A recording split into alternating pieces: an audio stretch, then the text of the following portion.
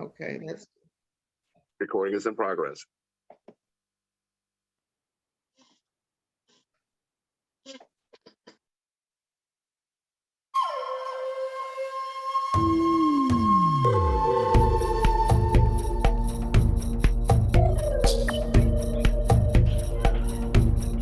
Yo way, hey, hey, yo. Yo way, hey, hey, yo. Ooh. Yo way, hey, hey, yo way, hey, hey, yo. Ooh. Yo way, hey, hey. Yo way, hey, hey, yo. Ooh. Yo way, hey, hey, hey, hey. Yo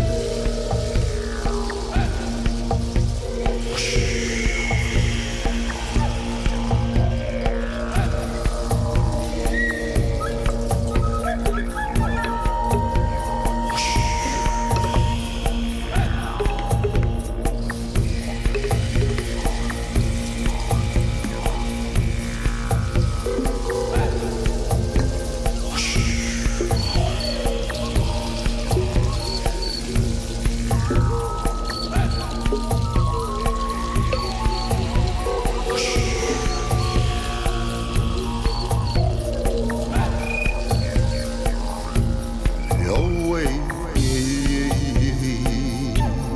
yo way, hey, yo,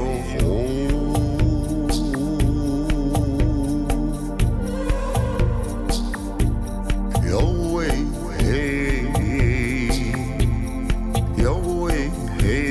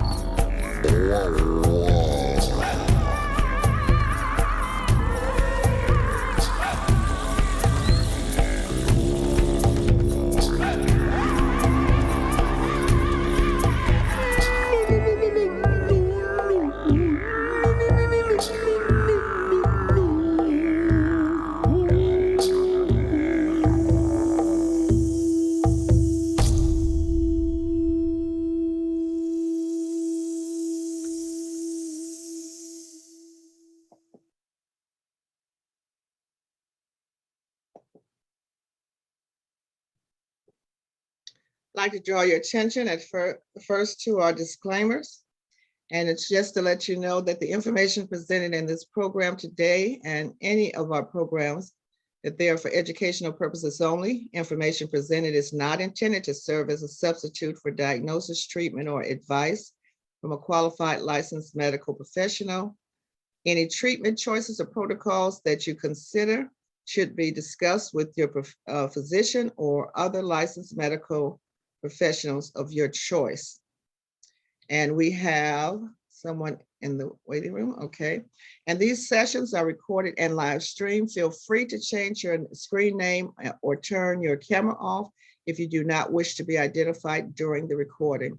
All attendees, please put your name, your affiliated organization, if applicable, your best contact information and upcoming events, and any questions or comments for our presenter today or any presenters in the future. We'll just make note to inform you that we do believe in informed consent. And so we go on to our welcome. We would like to welcome everyone, and we began every one of these programs with the talking drums.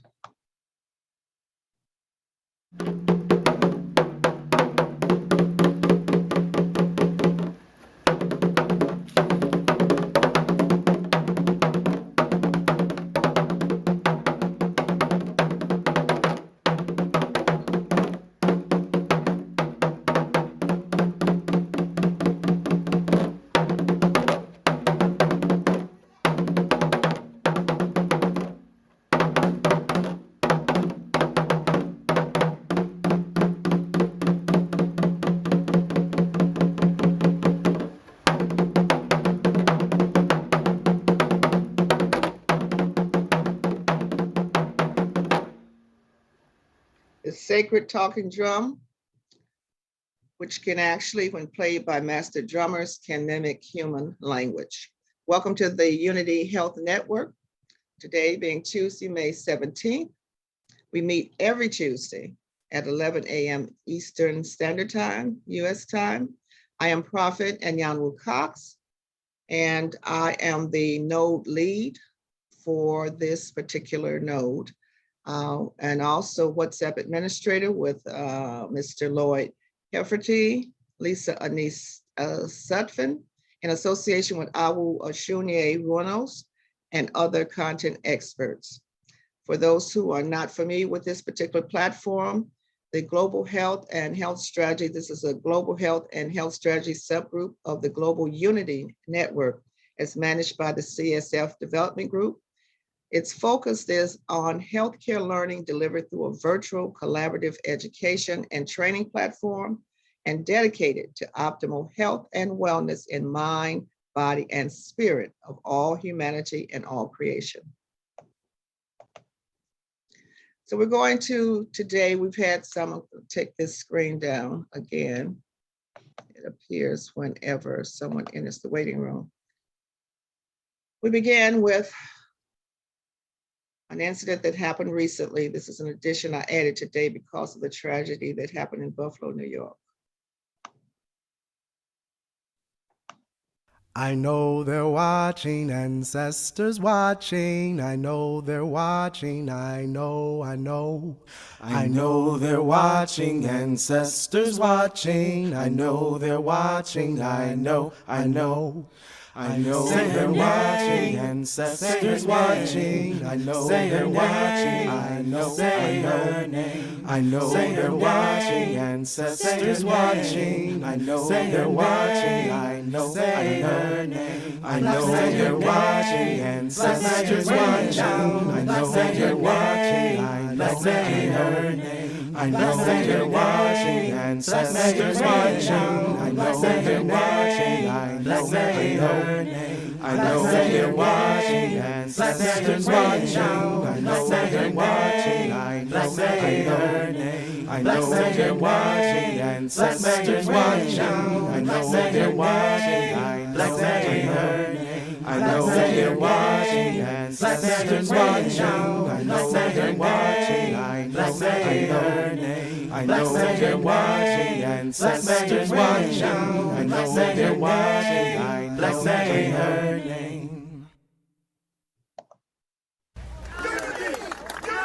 This morning, a city in anguish after a gunman opened fire at this supermarket in Buffalo, New York, killing 10 and injuring 3 others.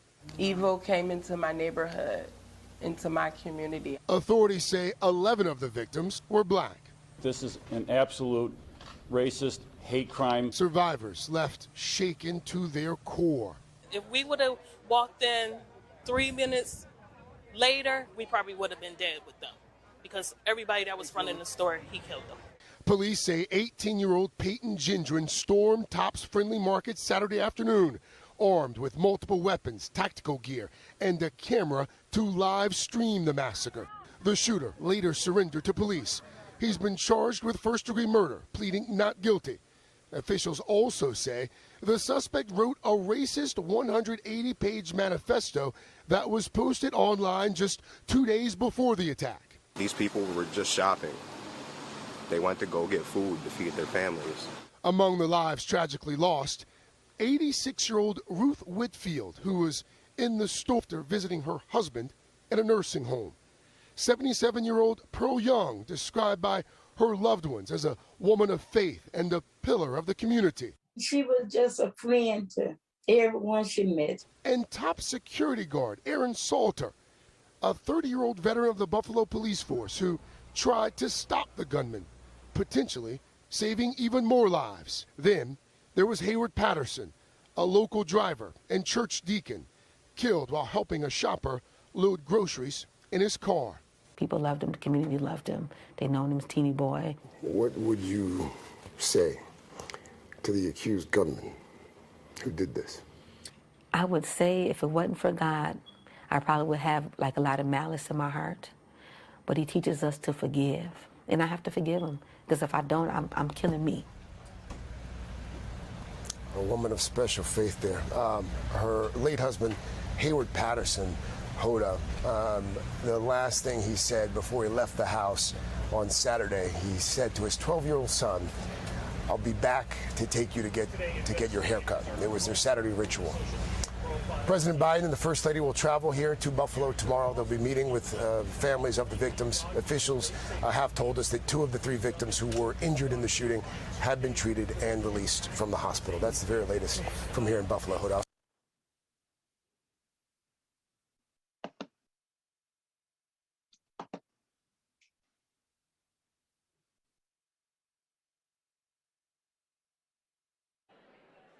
Okay, what just happened? Okay. Give me a second. I can't see with this up here.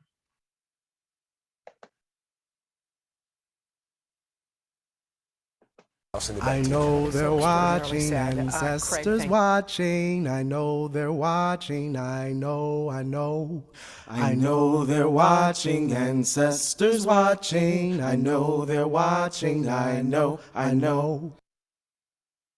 So, because of that tragic event, we had a special official statement that was made by the Association of Black Psychologists, their voice on world affairs, and it simply says, "We are angry again by the deliberate assault on Black life, this time in Buffalo, New York.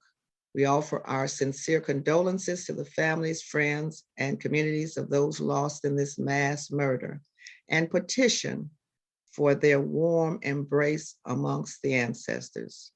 We condemn this heinous act of hate and the anti-Black racist culture which encourages, excuses, and apologizes for this hate. This is not the work of a lone wolf. This is the result of a society that participates in making Black lives the target of irrational feelings of replacement, hatred, and white supremacy. Know that the spirit of Black people cannot be killed. The Association of Black Psychologists, especially our New York chapter, stands firmly with the impacted families now in the future as we collaborate with other organizations to provide support, healing. We also call for bold, transformative, and meaningful steps to prevent hate. And the mission and destiny of the Association of Black Psychologists, also called ABPSI, is the liberation of the African mind, empowerment of the African character, and enlivenment and illumination of the African spirit. That's their official statement. I share that just to let you know, those around the world know some of the things that are happening. Sometimes it seems as though nothing is happening with these tragedies. And also to share it for other communities across the globe who may want to add some statements, something public, something international, and some healing work to begin with each and every incident.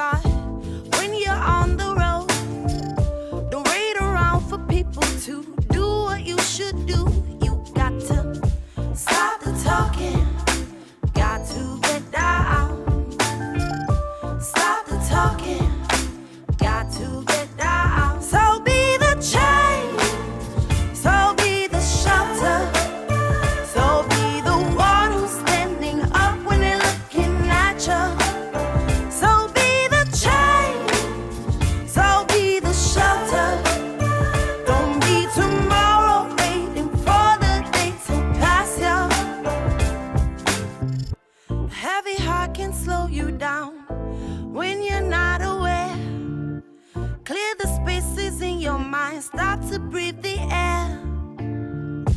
Lay a brick day by day. Build your house of love. Show that there's a better way to help us rise above. You got to stop the talking. Stop the talking. Got to get down. Stop the talking. Got to get down. So be the change. So be the shelter. So be the one who's standing up when they're looking at you. So be the change. So be the shelter. Don't be tomorrow waiting for the day to pass you.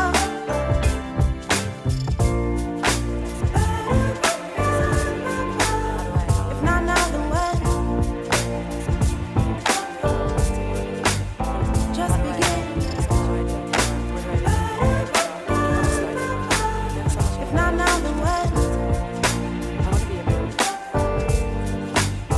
So be the change. So be the shelter. So be the one who's standing up when they're looking at you. So be the change. So be the shelter. Don't be tomorrow waiting for the day to pass you. Be the change, if not now, when? And so we have our ancestral quote, which we'll probably use going forward for a while. And this is by Dr. Maya Angelou, one of our honored ancestors, who said, take a day, take 2 days to heal from the lies you've been told and also the ones you've told yourself. I am Prophet Anyanwu Cox, and just really quick, I go over this every week. Over 40 years experience, specializing in mental health, complementary, alternative, and integrative therapies, addiction, trauma, death and dying, life transitions. I support people as they're crossing over to the other side. I work with diverse ages, ethnicities, socioeconomic backgrounds, gender, and community, primarily across the United States, as well as with opportunities in India, UK, Africa, Jamaica, and Canada. I've been installed at the national and local level as an installed elder, one of 15 African Americans pointing to the 400 years of African American History Commission. I'm one of 2 females. Chair of the Education and Outreach Subcommittee for the International Civil Society Working Group for the UN Permanent Forum on People of African Descent. I support the Association of Black Psychologists National Programs teams and also on the Salbono Healing Circles Planning Committee, trained in Salbono, Ubuntu, and Emotional Emancipation Healing Circles, Safe Healthy Spaces. Kansas offers also ally support for those who are allies to people of color. Training in holistic is extensive. I won't spend more time on that. I mentioned last week that in the coming weeks, we'll be taking more of a deep dive into medical apartheid. Someone posted on WhatsApp something about some of the new laws coming, and we need to talk about that. But even before we talk about it, get the book and read it. It's on Audible, and it will explain a lot of things. It would help you be prepared for why they are doing what they're doing around informed consent. Also, there's a book if you are interested in some solutions outside of pharmaceuticals for high blood pressure. This is a medical doctor, not a complementary alternative or traditional, a regular MD who says that there's something better than pharmaceuticals. So it's worth looking at. And so now we get into the meat of the presentation, starting with our honoring of the 17 Sustainable Goals from the United Nations.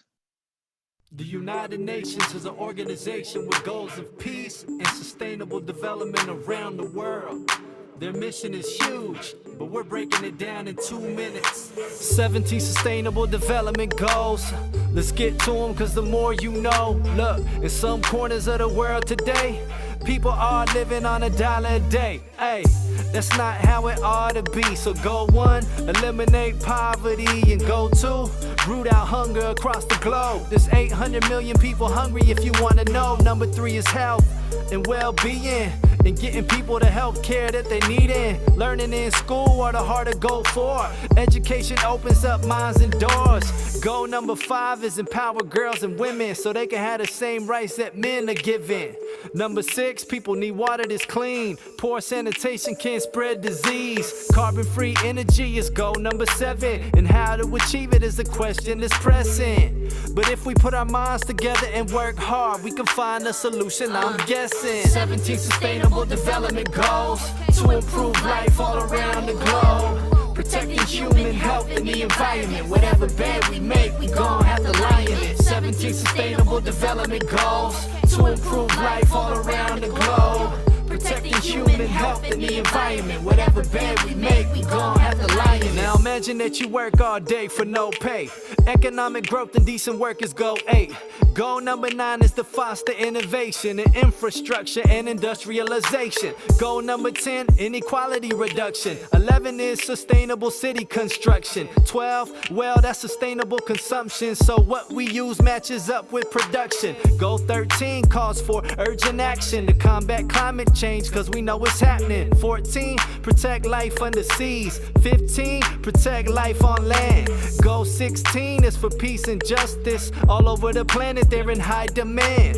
And the final goal, number 17, is the critical factor, the heart of the machine. It's the strength in the way we achieve these goals of sustainable development around the globe. Yo, 17 sustainable development goals to improve life all around the globe. Protecting human health and the environment. Whatever bed we make, we gon' have to lie in it. 17 sustainable development goals to improve life all around the globe. Protecting human health and the environment. Whatever bed we make, we gon' have to lie in it. Indeed, we are lying in the bed that we made, and we're working diligently to make a new bed. So the Sustainable Development Goals, there's 17. This particular node, the Unity Health Network, is dedicated to goal number 3, good health and well-being. However, the programming that we do every Tuesday also includes quality education. It includes also gender equality too. We've had a number of women and will continue to have, but the balance of men and women and equity around these issues. And actually, as you glance over all the sustainable goals, our topic today, this month, is Mental Health Awareness Month. And so this week, and hopefully in the next 3, we will address mental health, which actually encompasses, there's not one particular goal for that, but it encompasses all of these goals. Mental health will help to improve each and every one. So having said that, we are honored today to have Mr. Larry Duncan, and who is 30 years of experience in behavioral health. And let me go to hit the slide for him. 30 years experience as a behavioral health services professional. He's conducted training on various mental health, substance abuse, and criminogenic topics. He's certified trainer for the Training Addiction Professionals Program. He does training, has training experience, extends to probation personnel as well as private organization. He teaches human services courses through Grace University and Metropolitan Community College. Is operations director for the Center Points campus for Hope in Omaha, Nebraska. He has a career in United States Air Force as a counselor, manager, director, educator. He's also on board member of Community Healing Network, which gave birth in a certified trainer of trainers, which is sort of a rare position. I'm trained as a facilitator, and many of us would love to be a trainer of trainers, but Mr. Duncan is just that for the Emotional Emancipation Circles. He also has worked with schools, churches, government institutions, corporations, and nonprofit agencies to create programs for positive community change. And so, Mr. Duncan, I will turn it over to you and turn off my sharing so that I can see everyone. I can't, are you muted? Say. I am live and well. Okay, So, good. Thank you. It was an honor and a blessing to be here on your weekly program, and appreciate the introduction. You can call me Brother Larry. And I have had a great deal of work with people in regards to their mental health and their wellness. And Prophetess, and you can go ahead and Prophet bring with up. no S on it, sorry. Okay, yes, Prophetess, you can go ahead Yeah, and Prophet. So someone needs to make Larry, I guess, host, because I did not get your home. yeah, you can go ahead and share my slides. That's fine. You can do it. I'll operate from you. So I'd like to just develop or stimulate a discussion about the whole idea of mental health awareness. And in my time with you today, I'd like to just take some time and perhaps stimulate some discussion, stimulate some questions, and maybe have some answers for you over the course of time in my time with you. So just a little bit about me. I am the descendants of Carrie and Joseph Duncan, and they are from the South in America. They're from Mississippi and Louisiana, and they were a part of what we call the Great Immigration or the Great Migration from the South to the North in America. So I am the first generation in the North, and actually they migrated from Louisiana and Mississippi to Chicago, Illinois. And that's where they met, and that's where they had us. I am one of 18 children, and that is an experience that really gave me, I think, is the foundation of my desire and interest in people. When you have to deal with so many people in your household, it definitely raises your curiosity about people. So I'm the first generation in the North, Chicago in particular. And then I have the experience of being raised on the South Side. I think the South Side of Chicago is a legendary urban environment that's known across the world for a number of different things. There were huge buildings there called high-rise apartment buildings, but they came to be known as the projects. And so first 12 years of my life was spent in the projects. The projects were isolated, basically concrete reservations, if you would get some understanding from that. There was a place where a number of us as Black people, because the city fathers did not want us to spread out throughout the city of Chicago, they stacked us up 14, 16 stories high, 10 to 12 units on each floor, and just building after building after building of Black people stacked up in urban centers all across the country. So there is discrimination, isolation, lack of resources, separation from green spaces, because again, we're talking about metal and we're talking about concrete. And so of course, poverty, and then some solutions to poverty that basically created other issues within our community. So I always bring that out when I talk about myself, because that is a part of my background, as part of my foundation. I joined the United States Air Force when I became of age, and I spent a career in the United States Air Force where I was able to travel the world during that time. My professional, academic, and work experience ultimately was in what we call behavioral health. Behavioral health includes all of the issues related to people, how they think, what they feel, how they move, how they socialize, what values and beliefs that we have, and all of the issues that can stem from our experiences. So I'm going to jump with that. I'll jump right into it.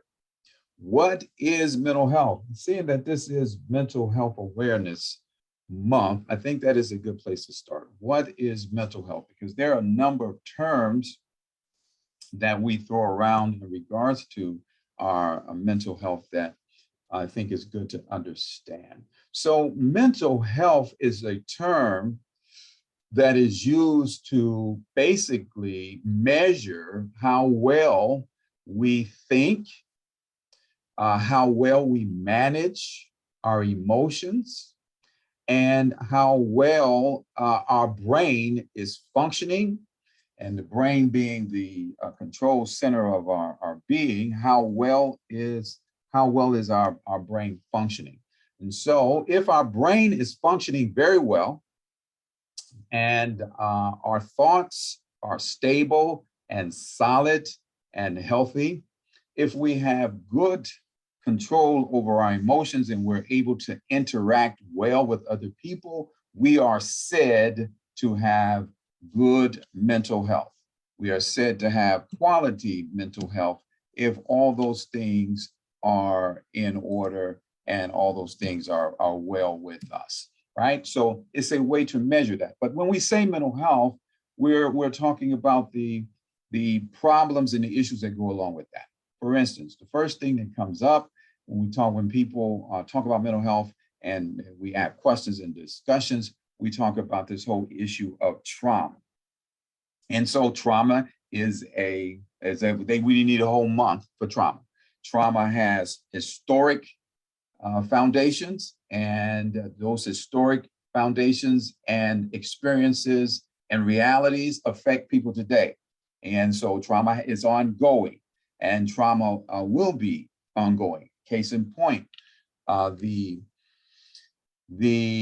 grocery store experience is traumatic across America for Black communities. So that is current trauma. That's not past trauma, that's current trauma. So when you talk about past trauma, we're talking about all the horrors, indignities that has taken place to Black people in America over the last 400 years since we've been here. And so that's historic trauma.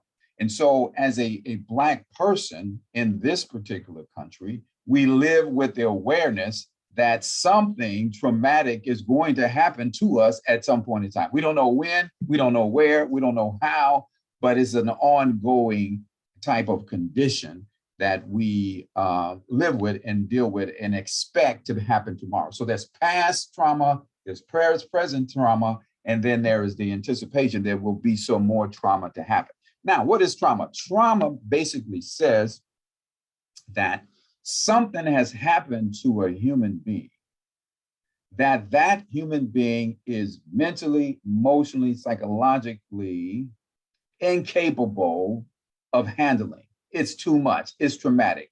A man, woman, child was not designed and meant to experience this type of thing, whatever it is.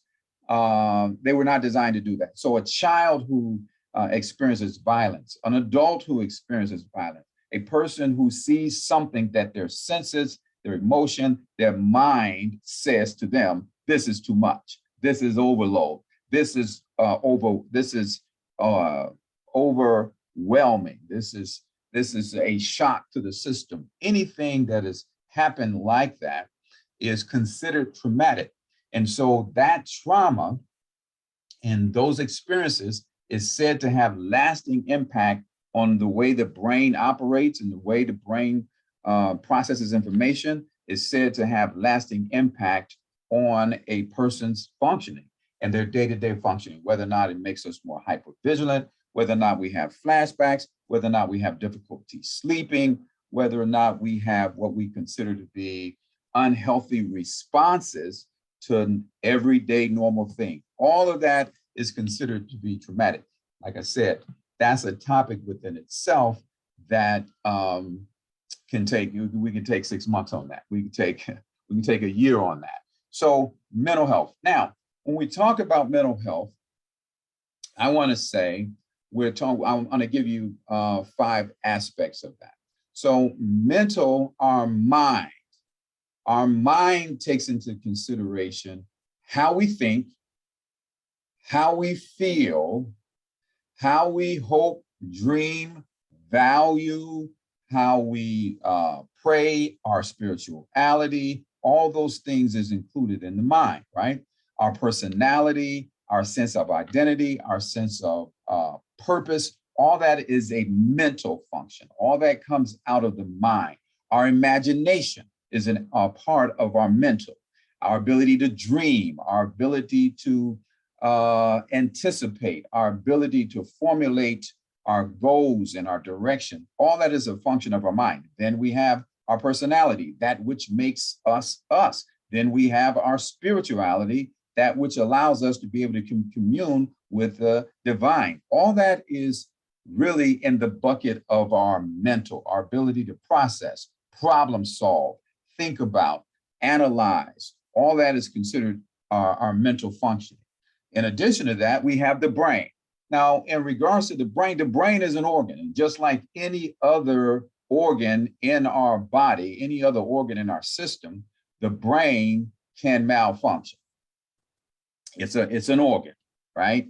And so the heart is an organ, and it can malfunction. It can have problems. It can be treated. You can use medication, you can use surgery, do a number of things to impact the heart and repair it. The liver, the lungs, the kidney, all of these things are organs that can malfunction and have problems and require treatment. What we want to say in terms of mental health awareness, when it comes down to the brain, somehow as a society, as a people, as human beings, we tend to put it in a different bucket. We tend to mystify it in such a way that it's somehow different, and that if the brain malfunctions, somehow that's different than any other aspect of the body. But I just want to ground us in the fact that the brain is, in fact, an organ, and it can have health problems. It can have dysfunction. It can function in a way that requires treatment. However, when the brain malfunctions, because it is the control center of everything that we're saying and doing, if it malfunctions, now we're talking about a person who's seeing things that may not be there, person who's hearing something that's not there, a person who's perceiving something, paranoid or afraid or having fear about something. All of those things can be a byproduct of the brain misfunctioning, and some type of medication or treatment can correct that. And so that's one real good thing to ground ourselves in regards to mental health. There is the whole issue of our mind. That's not an organ. That's thinking, feeling, sensing, believing. That's the mind. And then there's the brain. And the brain is an organ that can have difficulties and require treatment. So, and when we look at mental health, we want to start there. And so going from there, mental health versus mental illness. When we look at mental health versus mental illness. And so again, if we say mental health, next slide, when we say mental health, we're talking about wellness and how healthy we are or how healthy we're not. When you talk about mental illness, then you're distinctly saying something is wrong. Something is wrong with the way that this person is thinking. If I think that I'm less than, if I think that I'm greater than, if I think that horrible things are going to happen to me, if I think that life is not worth living, if I think that people are out to get me and nobody cares about me, any of those kinds of things, then I'm suffering mentally, right? And from a mind standpoint, my thinking is off track. If I've lost a sense of hope and I have a sense of despair, I don't have a sense that all is going to be well and that I'm empowered to do something about my life, and that things that are going on inside of me can have an impact on the things going on outside of me, then I'm suffering in regards to my mental health. However, if I'm optimistic, if I'm positive, if I'm spiritual, if I have a sense of what we call self-efficacy, and self-efficacy is the term that says, I believe that I can do something about my life, my existence, and the things that I have some sense of control over. If we have that, for instance, then we are said to have good mental health. So there can be healthy mental health and there can be problematic mental health. And so you can look at it on a continuum, and then we can rate ourselves, and you can kind of rate your own mental health in certain ways. So on one hand, there is sadness and depression. On the other hand, there is joy. So how close am I to joy and happiness versus sadness and depression? That's one way of rating ourselves. And so let's say sadness and depression is 1, joy and happiness is 10. Where would you rate yourself just on that scale alone? Then let's say you have, for instance, a sense of faith and a sense of fear, or a sense of dread and anticipation of doom, right? If I have faith, if I have a sense of self-efficacy, I can do and deal with the things that are in front of me, the things that I'm responsible for, the things that I've been assigned to. I can deal with those things. That is high self-efficacy. If I have doubt, if I have anticipation that things are going to go wrong, if I believe that things are not going to be well with me, that's fear. So I can rate myself on that scale. And 1 being high, and on this scale, that being high also. So I can rate myself there. And you can go down the list in the sense of, let's say, love. Love. If I have love for myself, I have love for my fellow human beings, that is healthy. If I have a sense of anger, hate, violence, those kinds of things, that's problematic. And so you can rate yourself there. And so there's a number of ways that we look at a person's mental health. Another term would be self-discipline. If I have a sense of discipline over myself, and discipline over my body, and discipline over my habits, and discipline over the choices that I make, my mental health in that area is high. If my discipline is low, i.e. I have vices, I have addictions, I have problems that I don't have any control of, I'm eating wrong things, and those things are causing illness in my body, but I can't stop eating. I'm consuming substances. I realize that these substances is having an impact on my mental health, but I can't stop consuming those substances. I'm involved in drugs. I'm involved in alcohol. I'm spending money. I'm gambling, etc. And I don't have a sense that I'm able to stop. Then that would be an example of poor mental health. So you can see, as we look at this, we're talking about a huge area. Now, mental health, as I just described it, versus mental illness. And mental illness, again, I want to leave you with this. When you talk about mental illness involves how my brain is functioning. Mental illness involves the chemistry, the structure of my brain, and our understanding that people can have diseased and ill brains, and the chemistry can be off such that they are not in control of that. They're hearing things, seeing things, perceiving things, responding to things that are not based in reality. That is a mental illness. But a lot of times when people think about mental health, they put all of this in the same bucket. What I'm trying to do for you is to paint a picture that shows you that that is a very large bucket, and those two are two different things. My mind, my brain.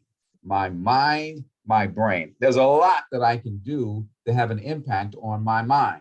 what I read, where I associate, who I associate with, who I spend my time with, my experiences in the environment, and the type of things that I have control over, my relationship with the divine, my ability to pray, meditate, build myself spiritually, my ability to process the information that I'm getting and to make wise choices. That's all involved in my mental health, my sense that I am responsible for what I think, how I feel, and how I live my life. That's mental health.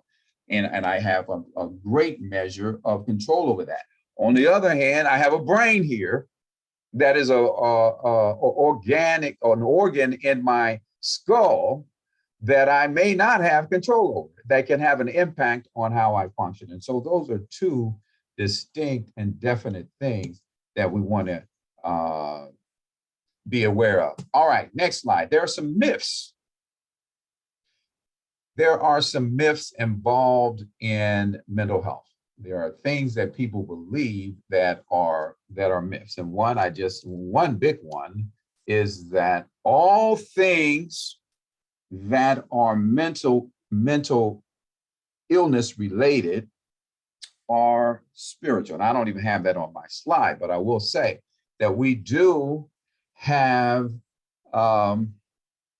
this belief in some cases, and it's a myth, that when my brain is out of control, I am being influenced by demons, devils, the demonic realm, the demonic spiritual realm.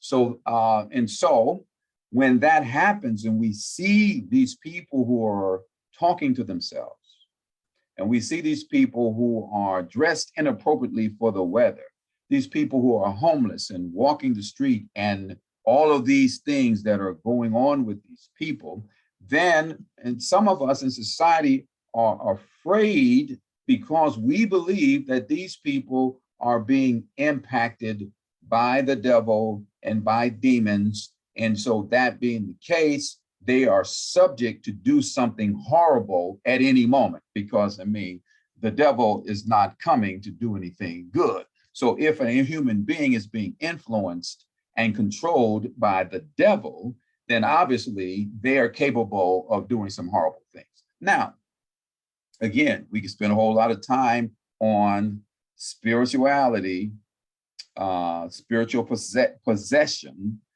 for a person being possessed by demonic spirits and all those kinds of things. That's a whole nother subject that a lot of times does not get associated with a person's mental health, right? Sometimes it doesn't even get mentioned. So there's a balance there. As a person, I am a licensed, ordained, longtime licensed ordained minister. So I've operated in spiritual environments for years, and I've seen individuals who are clearly being influenced by the spiritual realm associated with evil, devil, negativity, whatever word that's comfortable for you. You choose your own word. I'm just trying to give you a bunch because I know people are comfortable with different words. So I've seen individuals who are spiritually influenced from a dark place.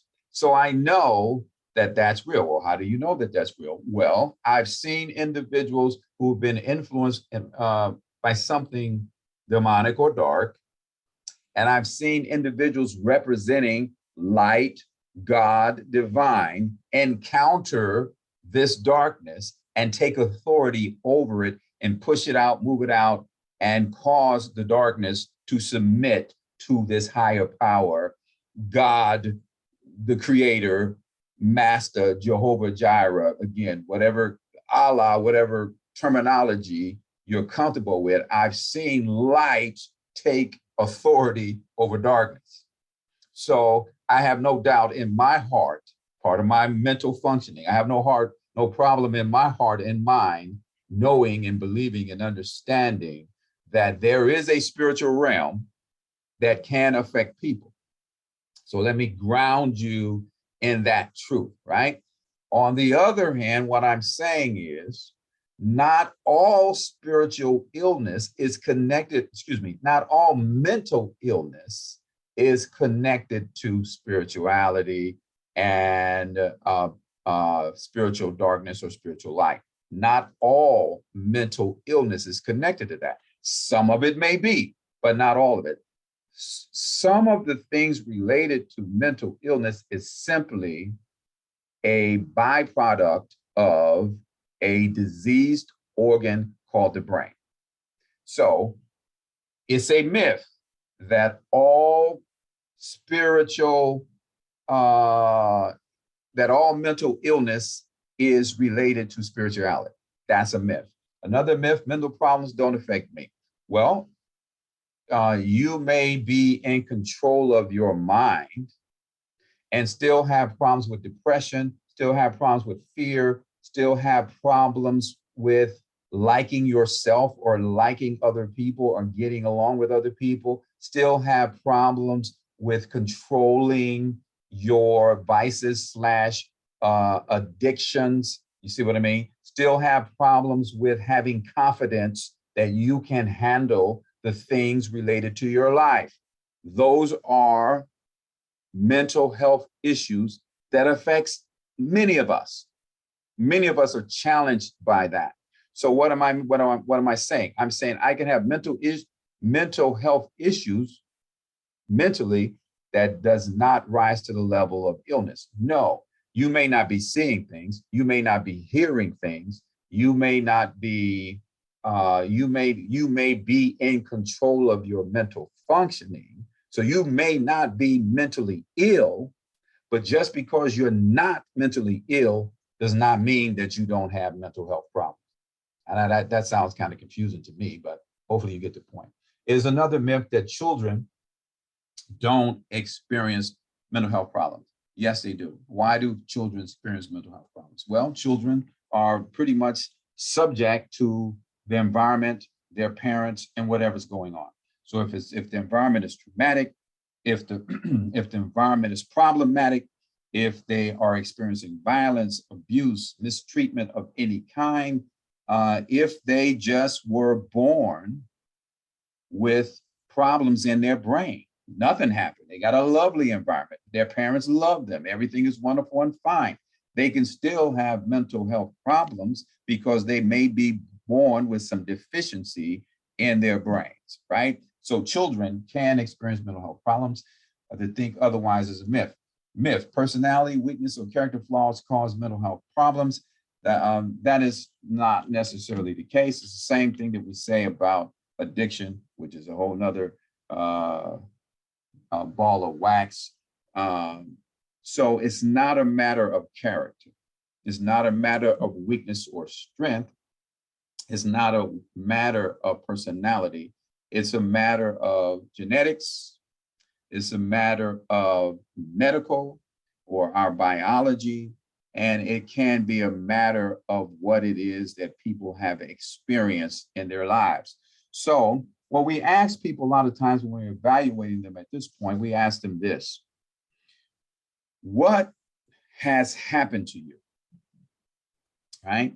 The experiences that we've had over the course of our lives, right? The things that have happened to us, all of us have stories.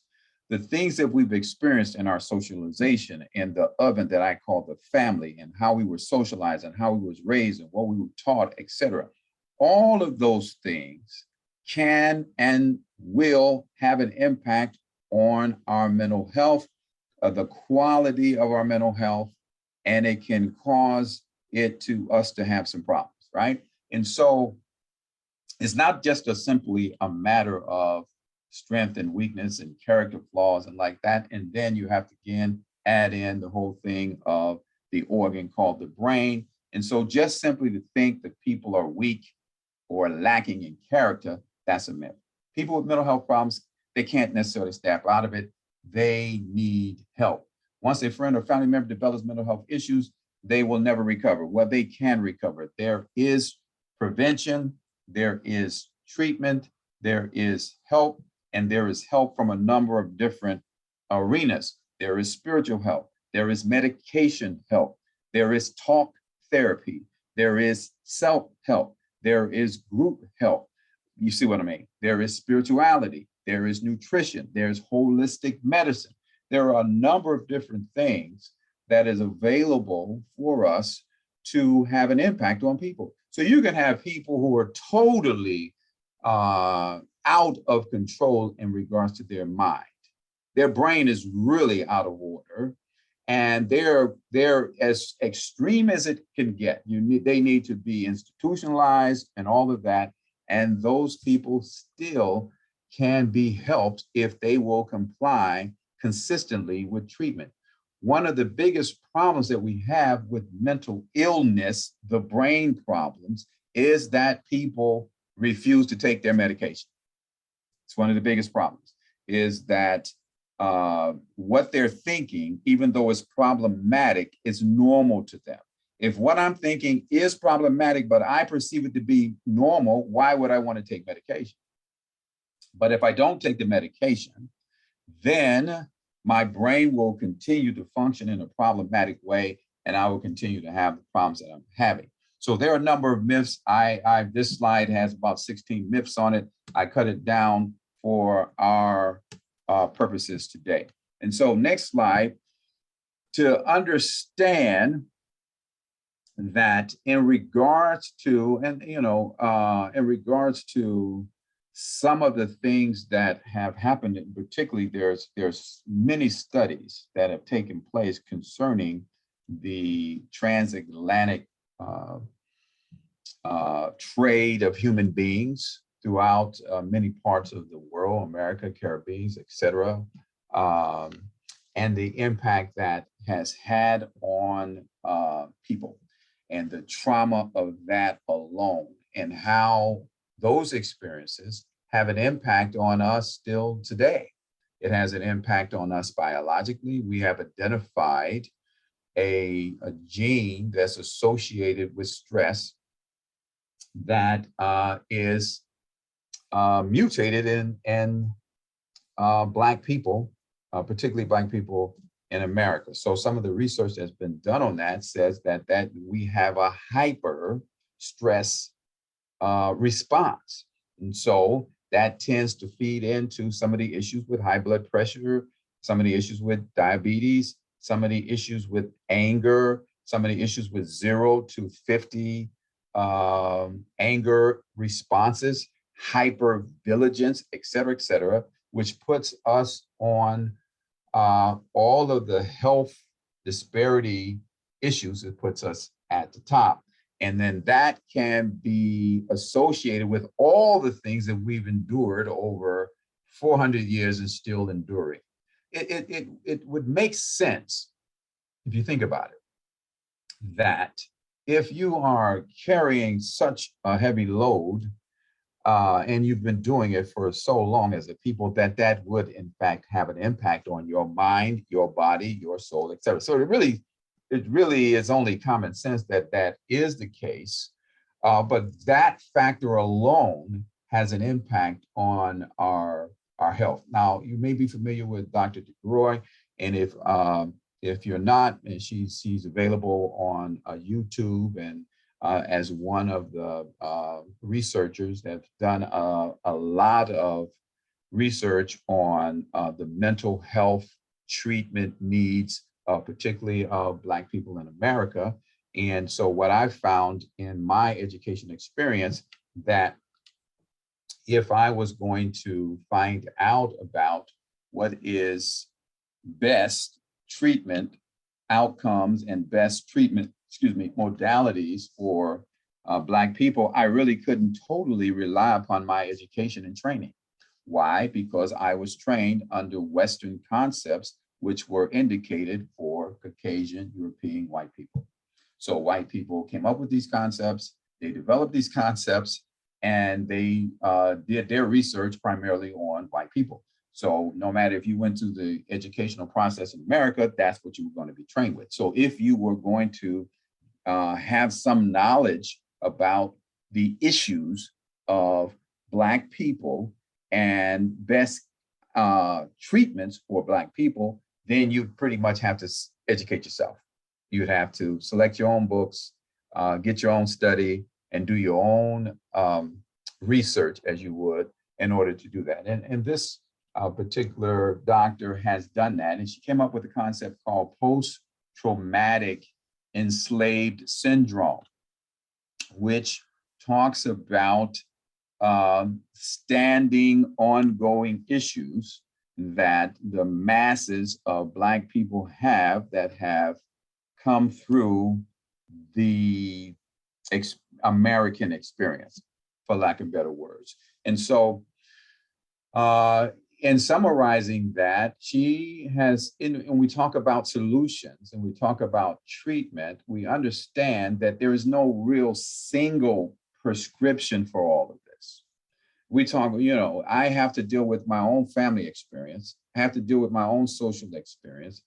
And I have to deal with the history and legacy of my people. And I have to deal with the fact that there is ongoing trauma happening on a regular basis, as we saw in our intro here. So there is no one-shot inoculation that's going to shield people from being overcome by the issues that we're talking about.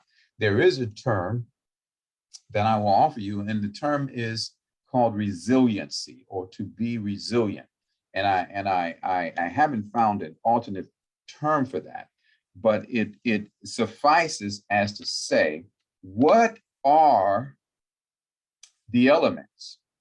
What are the principles that allow us as human beings to survive mentally, emotionally, spiritually, through all the things that we've encountered historically, all the things we've encountered in our family, all the things we've exposed our own selves to?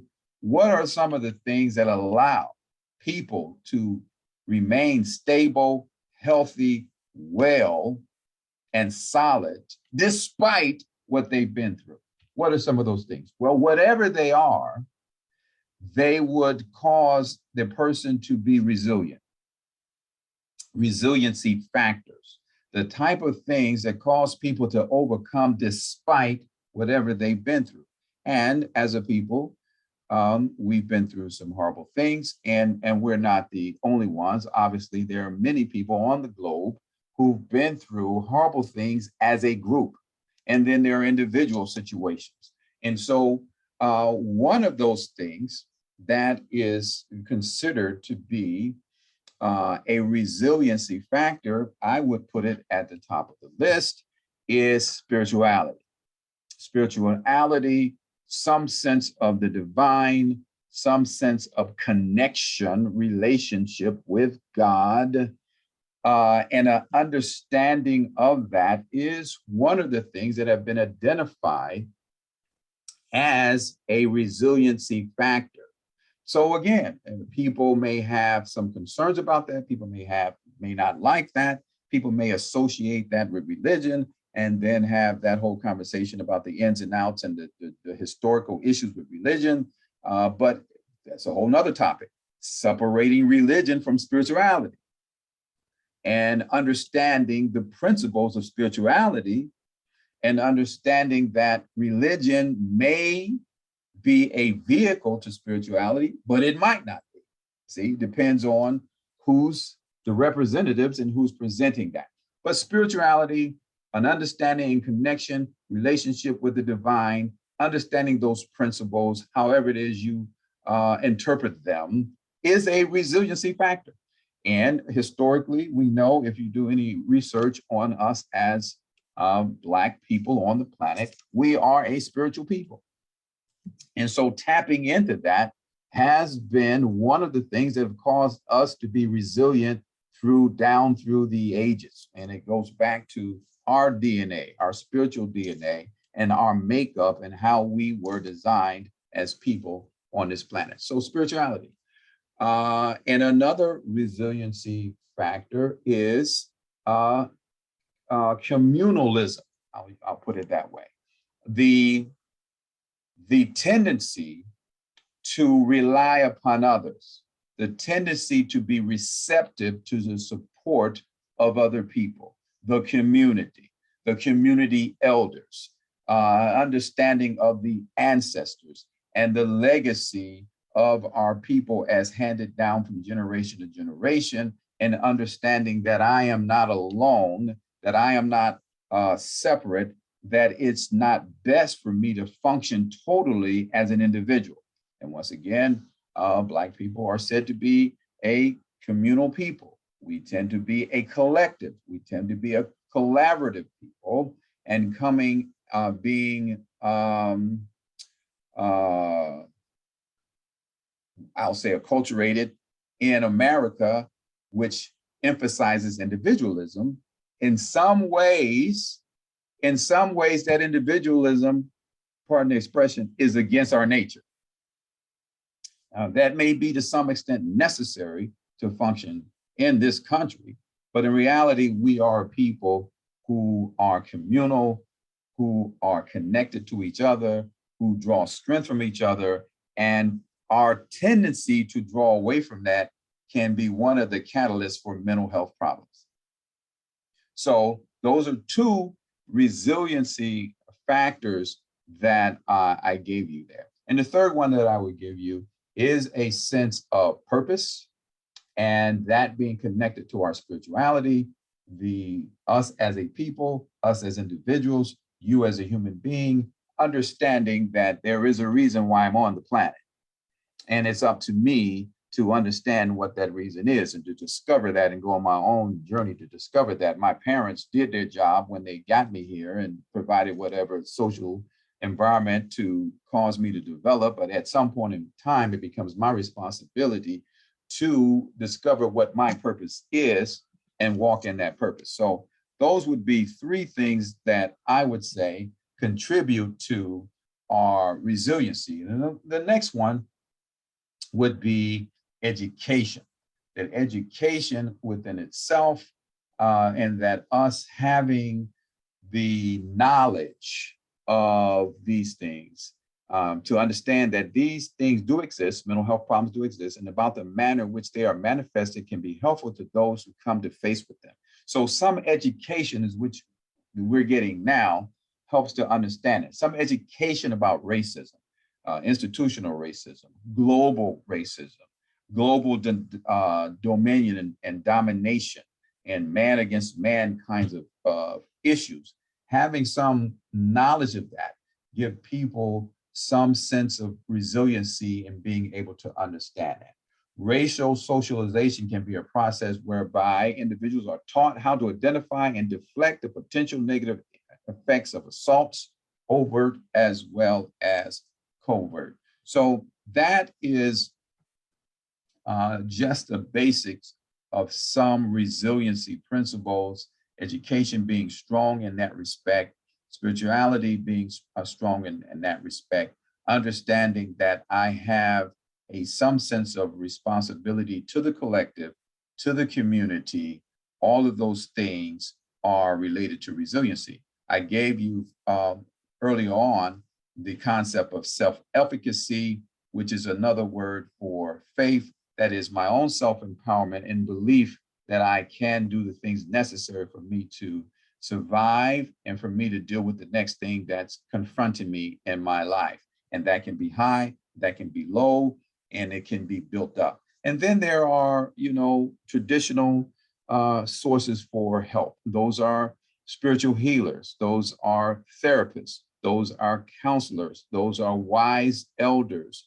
Those are people who have been there and done that we connect to and expose ourselves to help us. All right, so just a little bit about the mental health and women and some of the challenges that they face with mental health, and particularly Black women, particularly Black women in America. There is a thesis there, next slide, mental health and women. And some of the issues related to, next slide, some of the issues related to the issues of Black women basically has to do with being underdiagnosed, undertreated, and in some cases because those issues have not been identified when they go to their primary care. doctors, those issues are not assessed, asked about, or dealt with. And somewhat culturally, there are issues that the individual themselves may not bring out. So if I'm not talking about my mental health, if I'm not being asked about my mental health, then I can be overlooked. And those issues can, for lack of better words, kill me, that never got identified and never got talked about at all whatsoever. We can be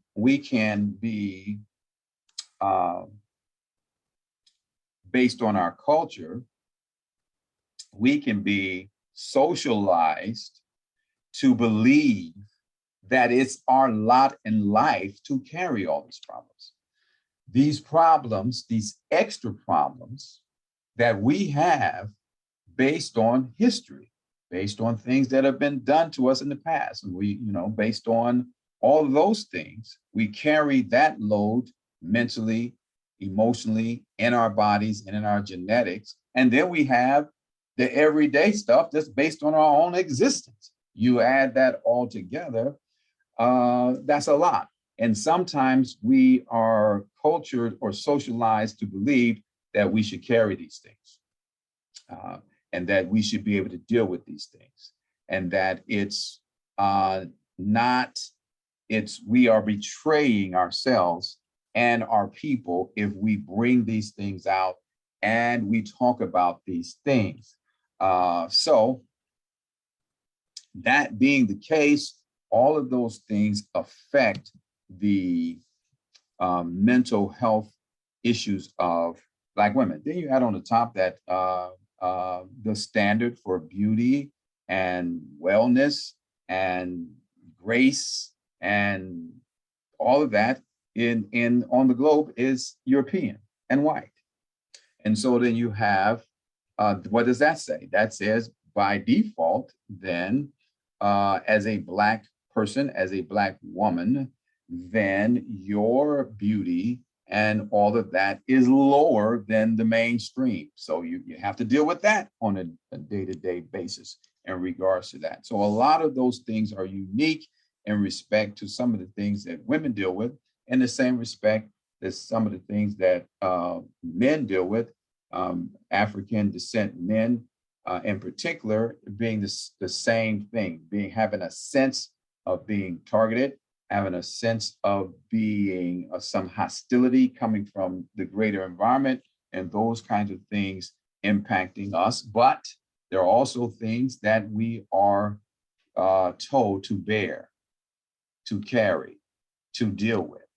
And those things that we are bearing, carrying, and deal with, that comes from greater society, comes from our own social experience, comes from our own raising, comes from our own family. When you add it all up, those are the reasons why we are dying earlier, have greater, poorer outcomes in regards to our own health and et cetera. Those are the reasons, or they are contributing reasons. And that means that it becomes more important for us to identify ways that we can become resilient and attack it head on. Next slide. What is depression? Depression, the depression and anxiety. If I was to talk about mental health, those would be two, because you can't talk about them all. Those would be two that I would talk about. And let's say that those are two things that we should be able to identify within ourselves as a matter of being aware.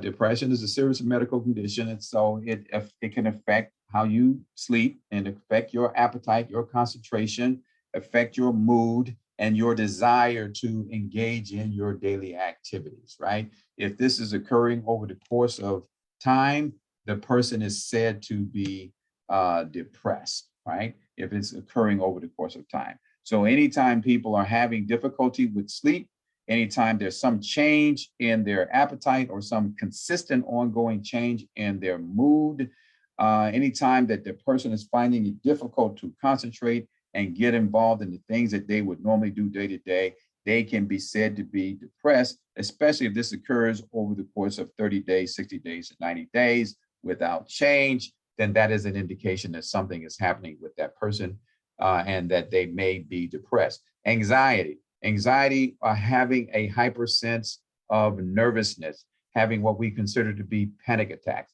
Panic attacks is all of a sudden, I feel like my breathing is rapid, is going, it's out of my control. My heart is beating fast, and I have this great sense that something terrible is about to happen. Matter of fact, I believe that I may very well die in the moment. That is a panic attack. That is something that is associated with anxiety.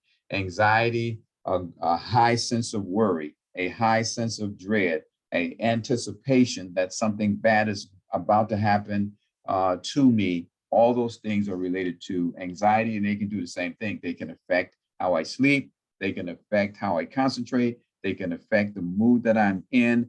They can affect my tendency to respond inappropriately to something that somebody says or does to me.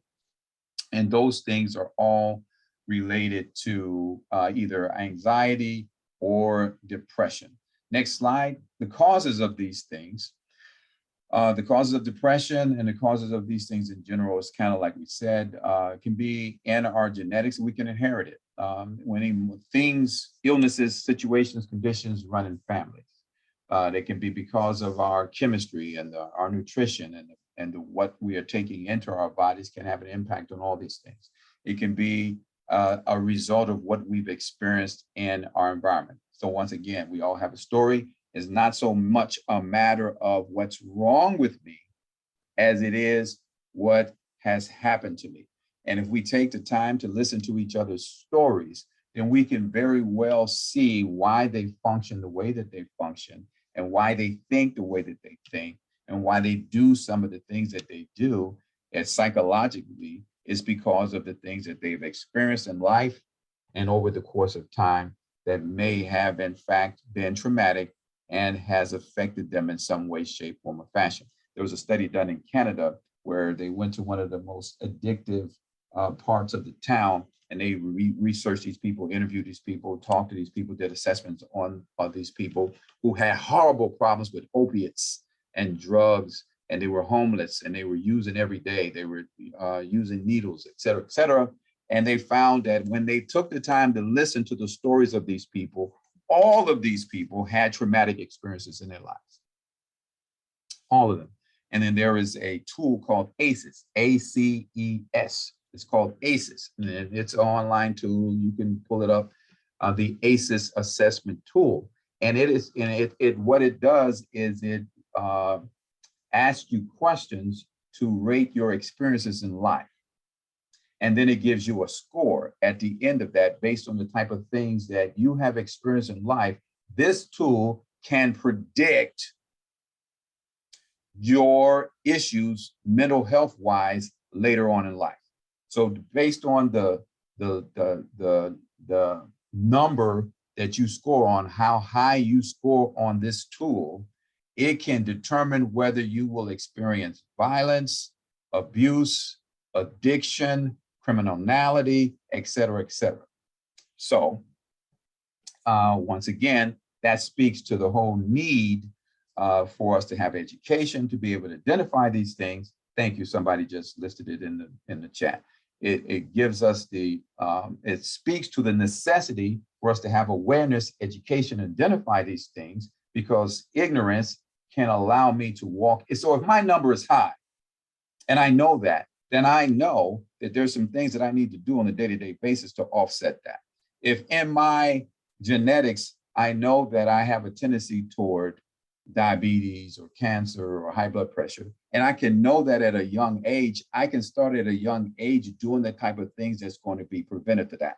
If I know that I have a tendency to have mental health problems, mental illness, and I know that as a young age, I can start at a young age to do the type of things that's going to build resiliency and offset that later in life. So that, in that sense, education is power. Looking at, for the next slide, we talked about, again, stressors, and this is particularly a stressor for Black and brown women, because once again, I said earlier, in terms of treatment and inferiority and the big lie, as we call it, all of those things can affect a person's self-image and thoughts and sense of value within itself. And so again, it becomes another reason for us to build resiliency. Next slide. These are all factors that contribute to issues, mental health issues, and problems that people have in regards to their mental health. Next slide. These are some of them. The next slide, these is a more detailed idea about depression and what's going on with a person in terms of the symptoms that they're experiencing that may be related to a mental health, a emotional, a psychological issue, right? People who are having psychosomatic type of situations such as headaches and chronic pain that can't be diagnosed, does not seem to be coming from anywhere in particular. People who have thoughts about dying. And I was talking to a family member the other day, and they was like, I really can't go on tall buildings because I get on a tall building, I have thoughts about jumping off. I'm in traffic, I have to fight thoughts of going into the other lane because these are some of the issues and the thoughts that I have. Any of those type of things would be said that the person is suffering from something mental health. And when we talk about these diagnoses, we talk about anxiety, PTSD, talk about depression, we talk about schizophrenia, and we talk about any diagnosis that we have that's mental health diagnosis. Just understand that every diagnosis is a set of symptoms that we put a name to. A person doesn't become the name. The person has these symptoms. And when you have a number of symptoms, we put names or label on these symptoms. We call those diagnoses so that we can have a head start in treating them, right? But in reality, all of the things that we're experiencing are sets of symptoms that we're having that is somehow impacting the quality of our life, the quality of our thinking, the quality of our functioning. And when you list out these things that are problematic and affecting the quality of our thinking and our functioning and our socialization and our inner life, then those things can be said to be mental health in their origin. Next slide. When we're coming to the end, treatment options, medication, of course, psychotherapy. I would have to include in this holistic medicines, supplements, spirituality, and then the person's self-help and communal health to help build resiliency, starting with education. So in Western concepts, the things that I have on the screen are going to be primarily the things that are put before people. We need to understand in our own awareness that there are treatment options that go beyond the standard ideas about treatment. Spirituality can be treatment. Counseling can be treatment. Holistic foods and principles, all of that can be treatment oriented, meditation, yoga, etc. It goes on and on as the type of things that people can do to treat themselves. Right, next slide. Next slide. After that, just to give you one more up. The slide, yeah, just to end with some ideas about just in America itself in the United States, just to give you some ideas about it. There are large numbers of people who are suffering from mental health challenges and mental illness. And it is a wonder that for us as Black and brown people in this country in particular, that we are doing as well as we are doing based on all the things that we have endured. And much of what I'm talking about can be reflected throughout the planet in regards to some of the things, some of the atrocities that have taken place and are still taking place to people across the planet that does in fact affect our functioning. our mental functioning and our mental health.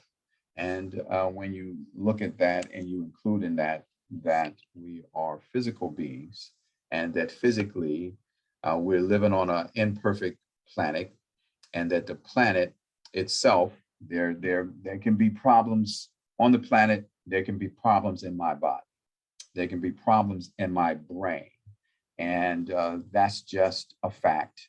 And that being the case, treatment, help, understanding, education, support is what I need.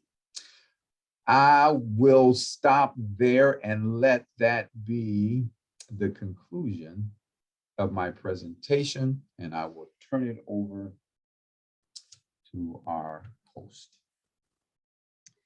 Thank you so very much.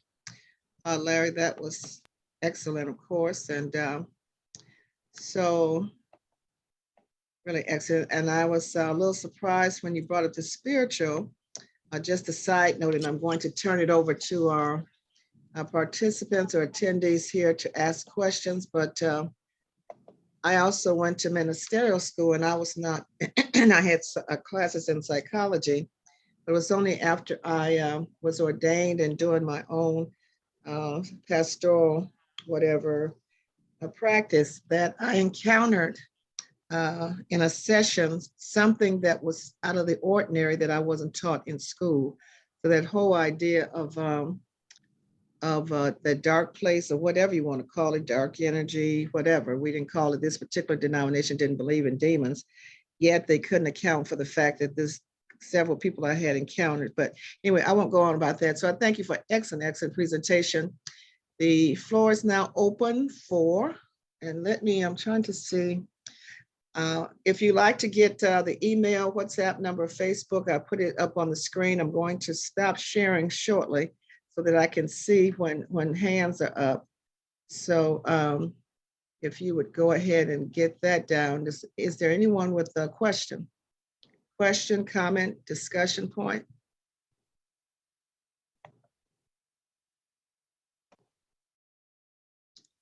Juliet usually has one. The difficulty on our platform, Larry, is that a number of people from the continent have internet problems each week, which is why we're glad that we recorded and have live streaming. But anyone, any questions, any comments? You covered a lot of information, a lot of good information. Anyone? I would like to thank him for such a powerful presentation.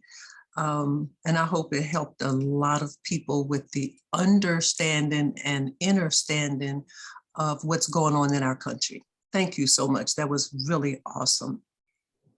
Very good. Thank you so much. Thank you so much.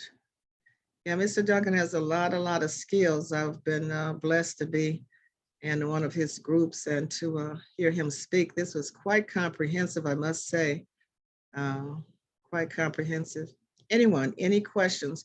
If you ask questions, because we're on a recording and we're also on live streaming, your questions, even if you, it will help someone else who's watching and don't have an opportunity to ask the question. So anyone?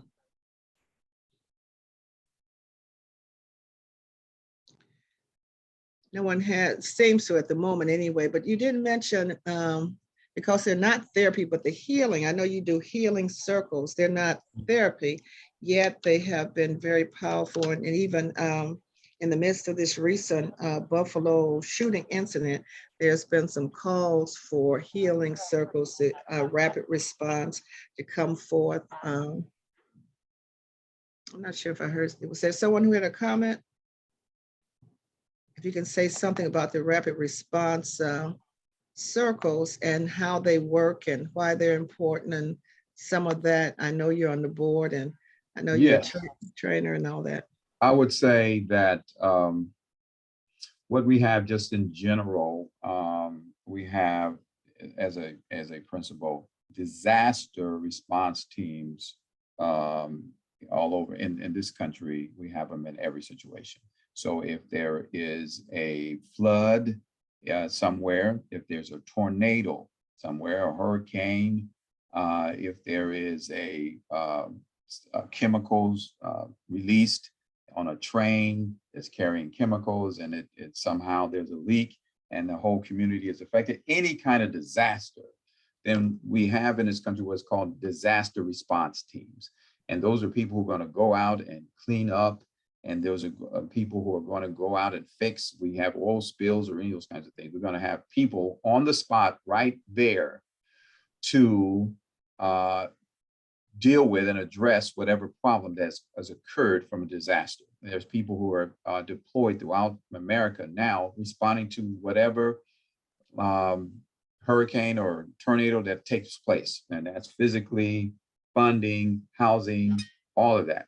The same concept is true in regards to mental health and issues that affect people emotionally and mentally. And so the thought is that it's necessary to have teams of people who are willing to respond to communities. So for instance, in the recent situation in Buffalo, that there have already been teams who are in communication with associates in Buffalo to establish times and places and set up virtual circles and groups where people can begin to get support and begin to receive healing, to begin the healing process in those situations. So the idea is the same. A lot of times we separate the physical from the emotional and the mental, but there's really no change. If my arm is broken and I got a cast on it, you can clearly see this cast is helping my arm to heal, but I can be hurt mentally, emotionally, and you can't necessarily see it with the natural eye, but there's still a need for rapid response. And the best response is always rapid. It's always best to respond quickly, early to various different situations that people are facing. And so in those circles, it's a time for people to process what happened, how it's affecting them. And it's a time for people to draw support from each other. It's a time for people to understand and be impacted by educational and just knowledge in general of these type of situations historically. And it also is a time for there to be psychological and spiritual support through readings and scripture and quotes and creative sharing that can oftentimes be a help to people. Now, one of the things we have to realize when difficult things happen to communities, it doesn't just happen to the people that it happened to. Now that's kind of wordy, but what I mean is the people who were in the department store and the people who were survived and the people who saw that and people throughout the world who see the images, etc., of a situation like that, situations that have taken place in Ukraine or whatever, we can experience trauma and never be there. We can experience it by seeing it, empathizing with it, sympathizing with it, and somehow being triggered by something that we see.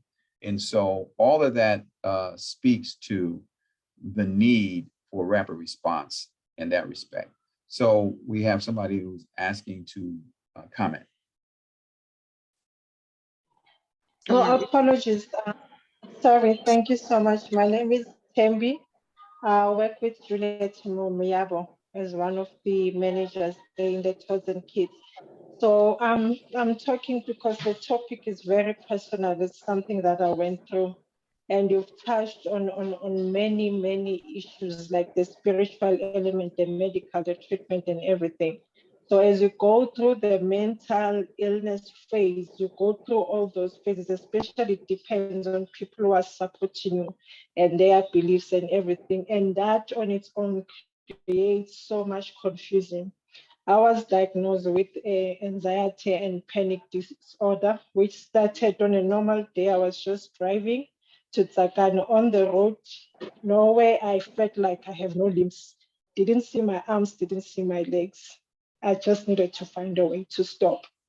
And obviously I had to call the family, taken to hospital.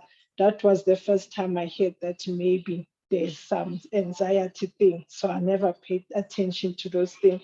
So, but then you ignore and you're like, no, there's no such things. You know, when you an introvert and a private person, you're like, nobody can give me a psychology treatment. So yeah, but yeah, that's a reality I had to face. Found myself in a mental institution, having to take treatment, and the combination just couldn't sit in my body. So every combination they gave me, my system was kicking it out. So I didn't understand. I lost speech, couldn't write, sleeping, started wetting the bed. I just didn't understand what was happening. And that on its own, it's a roller coaster. It affects you and messes you up. And then you have people who own now and have stories about yourself. They create stories. The husband left there, the husband took the money. So there was, oh, you have to deal with that in a workplace. You have to deal with something else in the family where they believe you are being bewitched or something. So you get lost in everything. So, but yeah, in the end, I'm here standing. I'm not taking medication anymore. So, which is, yeah, but working on the ground as well, especially in South Africa, most people don't have opportunities to go to this mental institution where they engage with other people and they sit in queues or their medication. They don't have the opportunity to actually try different medication. They just given what they get and it affects them even more and they continue drinking it because of lack of education as well. So that's what we're dealing with here. And then you have young kids who don't understand that there's certain platform that they can use where they can get educated as well. So I just wanted to say that it's interesting and it's personally, it touched me. Yes, I'm glad you Thank shared you. that. And there was an additional comment in the chat saying that we tend to be reactionary as a society as opposed to preventive. And that I think that that is true. Basically, as you're describing, there are a number of things that can build up in our minds, in our bodies, in our lives over the course of time. We may not recognize that buildup until it shows up in some way, shape, or fashion. I have a friend who was talking to last night, and they said, "Hey, I'm breaking out in hives and spots and parts of her body," and then, but she has been talking about over the course of the last several weeks the huge amount of stress that she's been under, the things that she's been worried about, and things that have really concerned her. So what I'm saying is that we can have this buildup over time. And as buildup over time, it's going to show up in some way, shape, or fashion in our bodies, in our function, in a breakdown, in our inability to one day not function based on the number of things that we've been carrying and dealing with. So it is a part of the whole idea of to be preventive as opposed to being reactionary. Then it really comes down to these daily rituals, the things that we do daily to supplement ourselves and to ground ourselves and to create a foundation of stability and spirituality and empowerment. It's those type of things. Now, when I say that, that whole idea is challenging to people. It's challenging to people to say, I need to get up in the morning and have a routine for myself. Whether I'm feeling good or not feeling good, I don't need to wait till I'm feeling bad to develop positive lifestyle practices that my daily relaxation and meditation and spiritual reading and supplements and holistic health and spiritual practices and my daily communal with like-minded people who are supportive and doing the same thing, that those things need to take place in advance as an individual. But in addition to that, as a community, we need to have centers and circles and places where people can go on a regular basis that are already set up prior to something happening that is preventive in nature. Yes, in addition to that, it's good to bring in extra troops when there is a major problem. But yes, there need to be things in place as an individual, as a family, and then as a community, things in place that are speaking to my stability and mental wealth and mental wholeness prior to any issues happening in my life. That is an excellent point, Larry. That day to day, I think we all can get caught up and be so busy that the first thing that goes is our own radical self-care. So knowing if I just doing breathing exercises can help, just doing meditation, just doing even whatever is prayer or journaling or whatever, but doing it every single day. When we have 1,000 Zoom meetings or calls, that becomes critical because it does show up somewhere. My daughter and I have a saying, you cannot cheat sleep. So, there's another acronym that's called HALT. I'm sure you've heard of it. To be careful, simple formula, not to get too hungry, too angry, too lonely, or too tired. If you find that you're missing sleep, if you're not addressing issues that are making you angry, if you're not getting enough rest, which is a big one. Some people think they can sleep on 2 hours and still function and be effective. That affects the brain as well. So excellent. Any more? Absolutely. I have a question. I don't see any more hands, but raise your hands if you have some questions. One of the things we brought to this platform is to do circles and have circles that are Black only or specific for populations or situations. There's sometimes in my work around this community, not just in Kansas, but other places, there's some pushback sometimes on why does it have to be Black only, Black owned, and because of that, we developed some ally spaces because of that. But say something about the only. I worked in addiction, so I know Alcoholic Anonymous and CA and NA and GA and SA, and so they deal with specifics. But say something about that. Well, I think the thing that you mentioned in regards to a solution and a appropriate response having to do with ally circles. So there is a place and there is a appropriate place for allied environments where people, diverse circle of healing environments where people are able to collaborate and coalesce and all those things. The only issue comes from this. Part of the legitimate, established research factual aspect of the challenges that we face with, for lack of better words, mental health, trauma, crisis, etc. Part of that comes from the racist, dominant issues that we face. It's historic, it's horrible, it's terrible, it's terroristic, it's traumatic, it's everything that you can name, and it's ongoing. So there's macro and micro aggressions and issues that people face day to day, just walking out their door and going to their local coffee shop.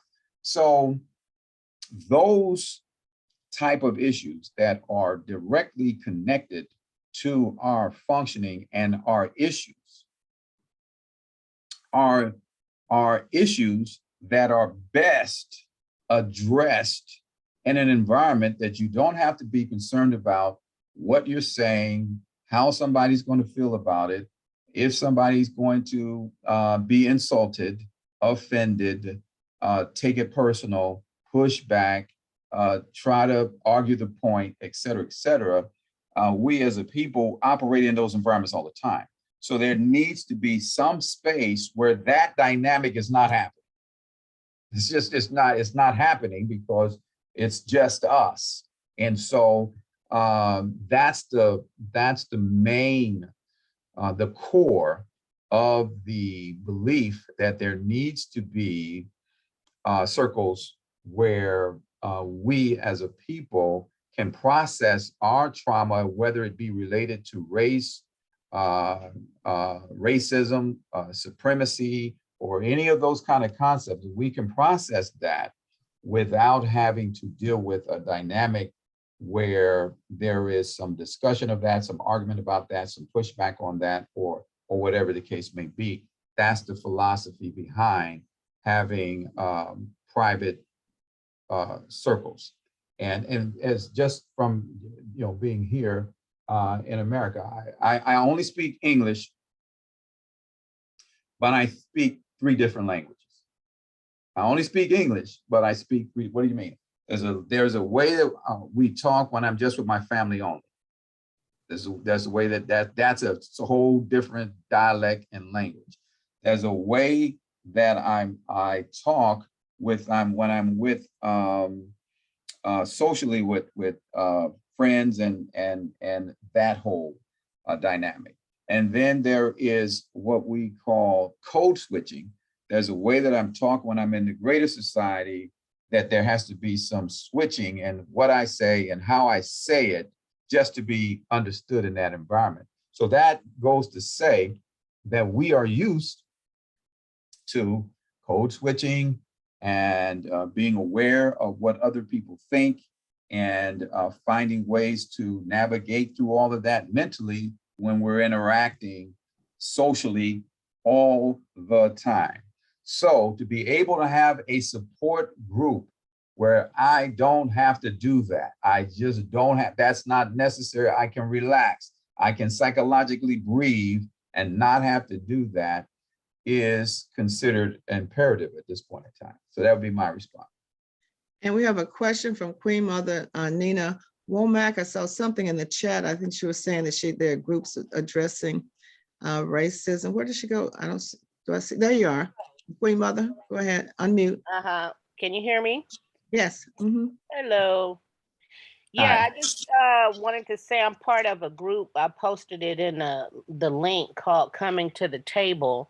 And that is comprised of both Black and white people to address healing and racism and so forth. And so I do agree with Dr. Larry about us having a safe space to convene and share our trauma and our thoughts and so forth. But also this group is very effective where it is an open dialogue. It is white people that really want to better understand Black people and the racial trauma that we have experienced.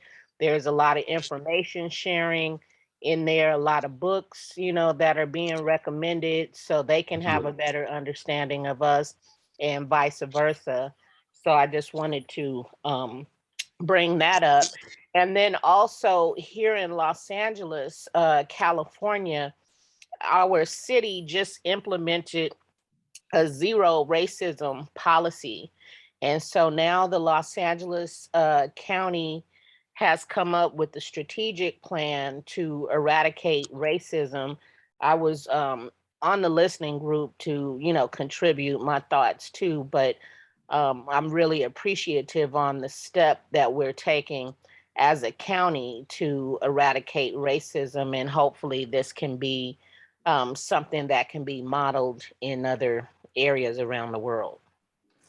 Awesome. Let me just give another resiliency principle based on what you just said. There's a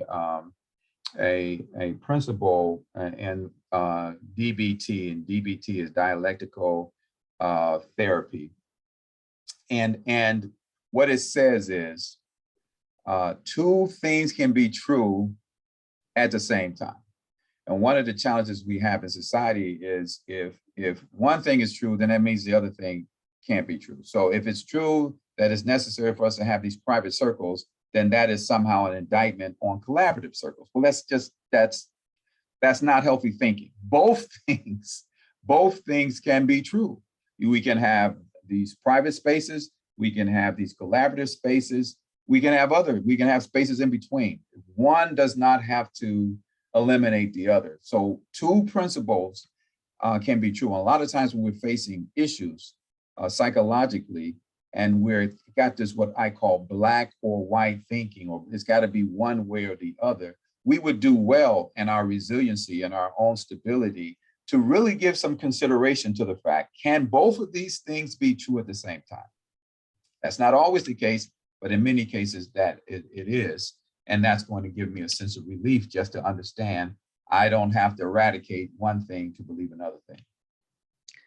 To add to that, I go back to my experience in substance abuse, is that we have circles, or we have groups where we deal with addiction, you know, the obsessive compulsive nature of addictions. There's some, you can generalize with some things in terms of all addictions, like there are programs, the Big Book for AA, the 12 and 12 for AA is used across multiple addiction groups. However, if you're alcoholic, then you tend to go to AA. If you're a cocaine addict, you go, there's a reason why they broke off into individuals, because each one had some things, yet they all use the Big Book and the 12 and 12. So that may not be a good example. One thing I would offer to, yes, because we discovered, my daughter and I also do courses for, we call it Ally Conversations, so we can have those.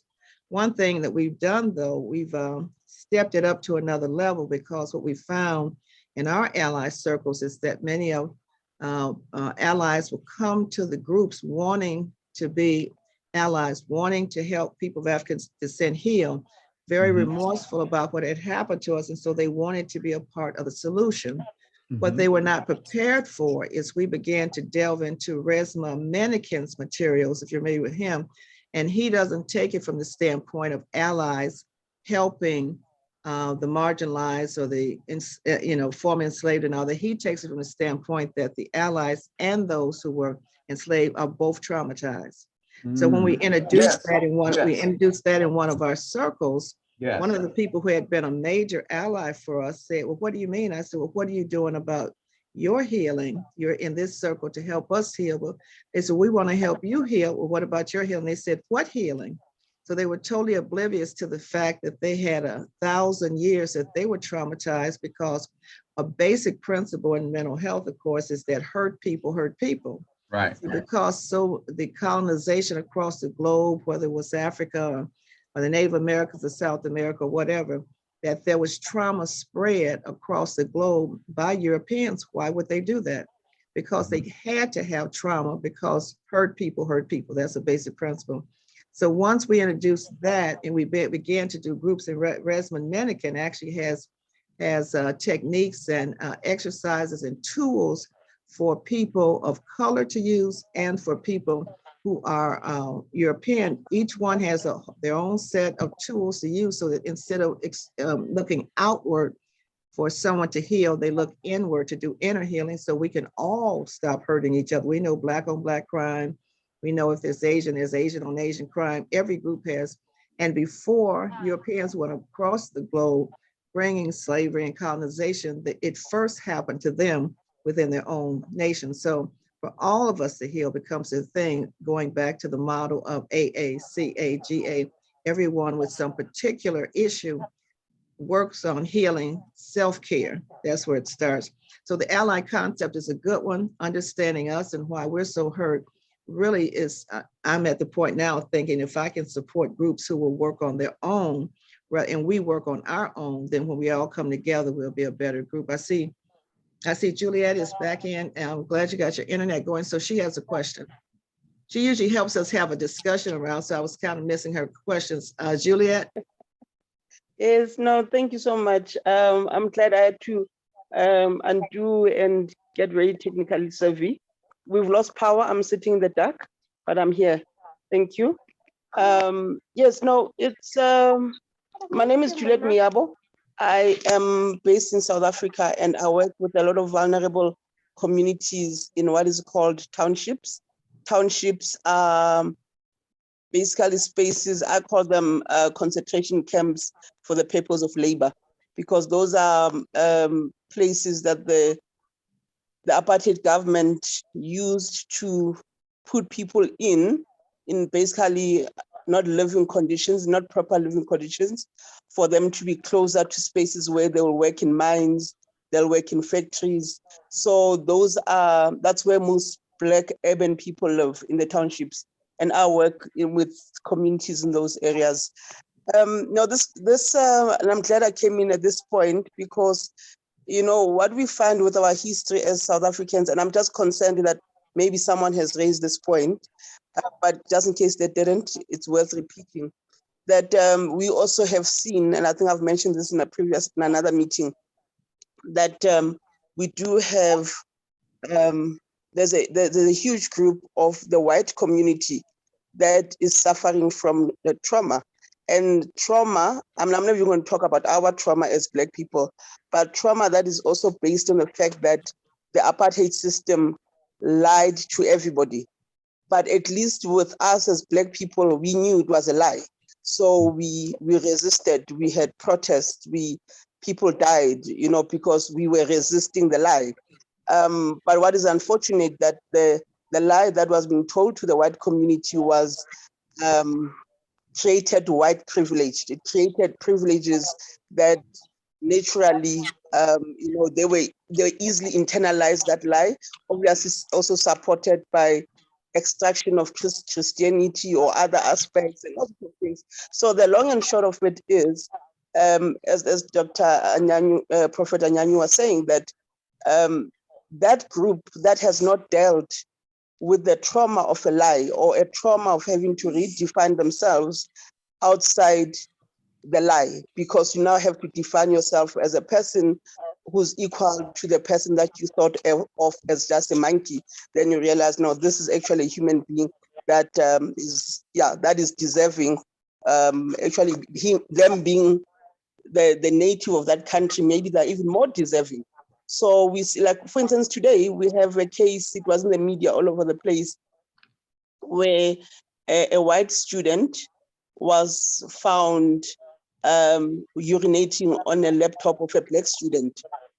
So there's a whole racism case happening at that university. So the trauma that group, it's not even about them finding healing. It's about the fact, how are they going to coexist with the other group that is also finding healing? Because if they don't address what they need to sort out, the healing that they need to go through, they keep re-traumatizing or doing things that actually trigger. Some of the things they trigger Black people, because when you do that, when you do something like that, you are actually making Black people remember that, oh, that's what used to be done 26 years ago, and that was okay. Now it's not okay. So it triggers, and things like that easily cause civil wars and causes instabilities in communities. So I just thought I must just highlight that. So it was interesting because there's now an inquest that's it's being opened, and white parents are being encouraged to talk to their children about the truth of equality, the truth of humanity, the truth of dispelling the lie that the apartheid system taught them. But now they have to be prepared to let go of white privileges. But I think the same case also applies with males and patriarchy. But for now, we'll leave it in the space of racism. Thank you so much, Prophet, and everyone.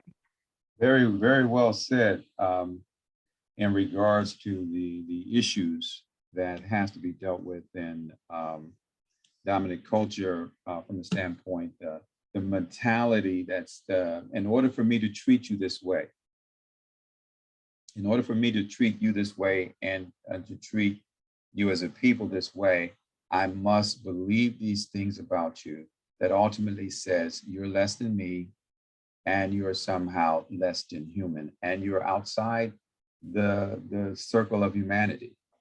Somehow I must believe that. And that allows me to, this belief allows me to treat you the way that I'm treating you and have been treating you and will continue to treat you.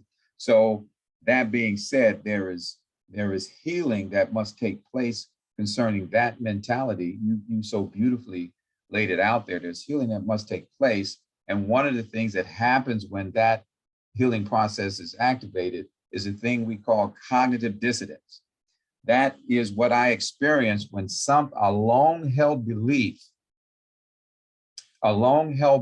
is challenged, and I am put in a position to think differently about a thing. A long-held belief that I am superior to you and you're inferior to me is now being challenged through education, through real life experiences, through whatever is now being challenged. There is a conflict. There is an internal, psychological, emotional conflict that takes place in my spirit. And it's painful.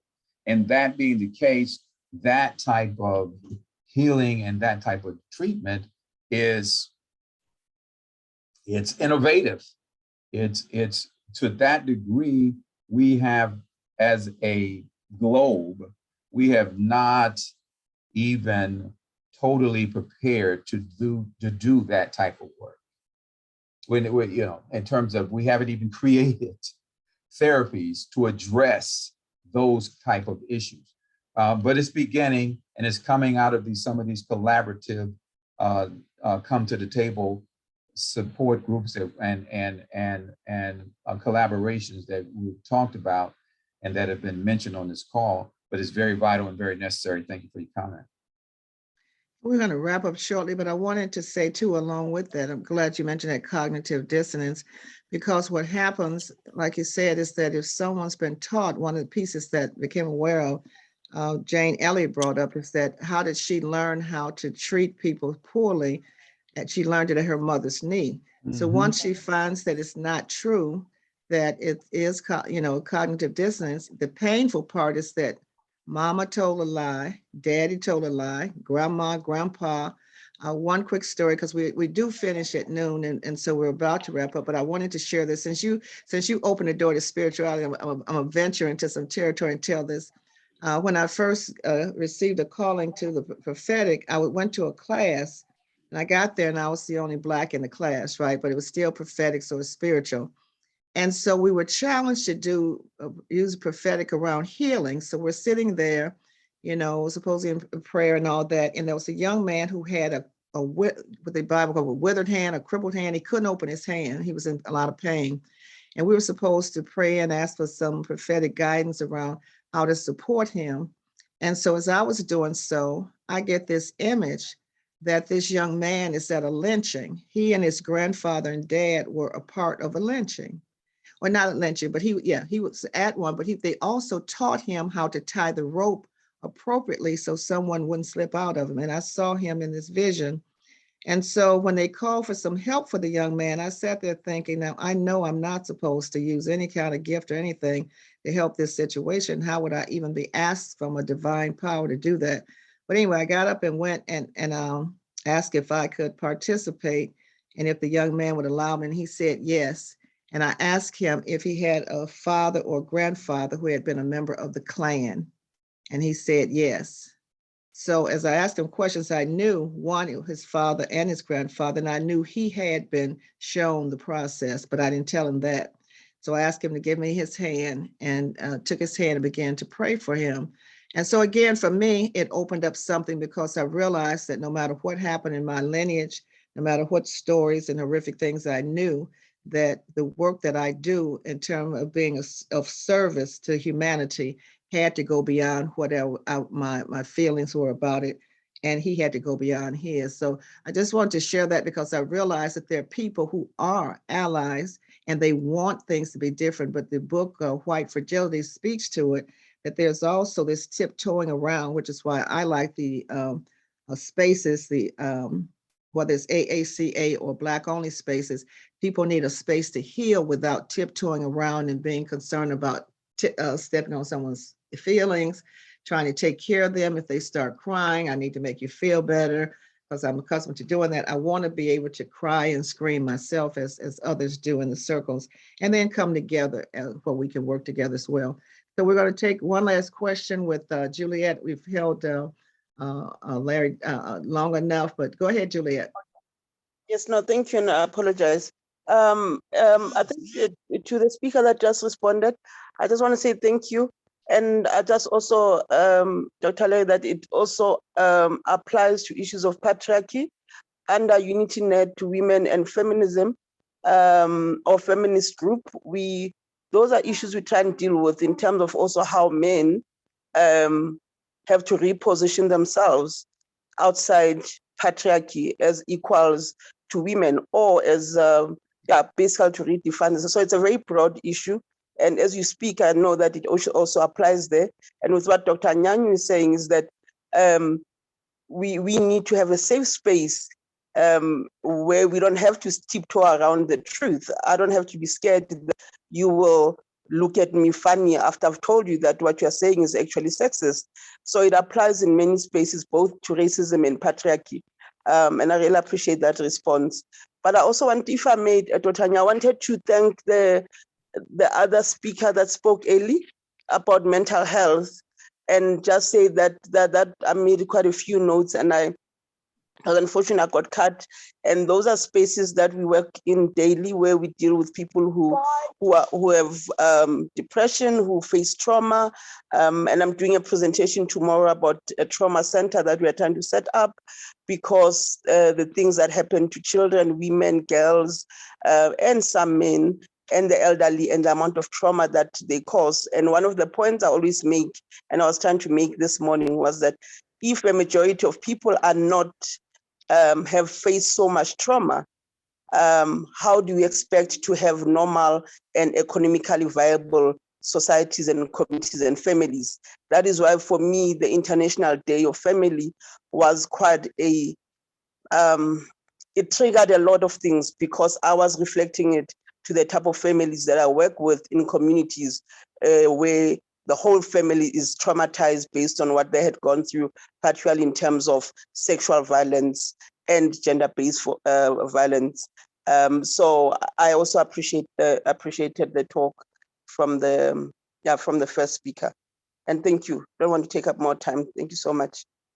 Thank you so much, Juliet. I saw another hand up, but I'm working between my computer and my phone, because I sprayed the camera on my phone, on my computer, so you can't, it doesn't work. So did someone else just unmute really quick? Because I saw another hand, but I don't know who that was. And Stephanie, you turned your camera on. Did you have a comment? Stephanie and Lloyd is in Canada, Larry. We have people from South Africa. I'm not sure what other places today, but this. I mean, what Juliet just said, you know, like, how are we supposed to proceed, you know, with so many groups and so many systemic groups, you know, have so much trauma. And it's true, you know, this is the biggest topic. You know, I'm Stephanie Schuler, based in Toronto, Canada, and I'm completing my final year of my doctorate at the University of Toronto, OISE, the Ontario Institute for Studies in Education, which of course we didn't know so much about education and how that's been constructed, and the implications of labeling, which is my particular dissertation topic, labeling disabled and working from a deficit model. So my major focus is on, you know, mental well-being and thriving communities, thriving children, thriving youth. And there's so many layers here, you know, ancestral and DNA and so, you know, just so many layers here, as you know, as the first speaker showed. But it's got to be the focus of everything that we do, regardless, you know, from the various groups that we identify with in our recent or long-term histories and ancestries, all the identities that we have. This has got to be the focus. It's a very important talk, and thank you for that. Thank you so much for sharing that. That's absolutely true. The good news is we can get started. I put the book by Resmaa Menakem in there because it's it does address police brutality and what they deal with, but all of this is generational.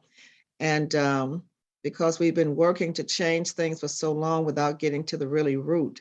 And so healing, mental health. And so I'm so grateful to Brother Larry for coming on with this. And so I put his information back up. I'm going to, do you have any questions? I'm going to stop the share. Anyone that need a few more minutes to take down, if you want to send more questions by email, WhatsApp, or check out his Facebook page, any other information, or I don't want to take up any more of his time. Anyone?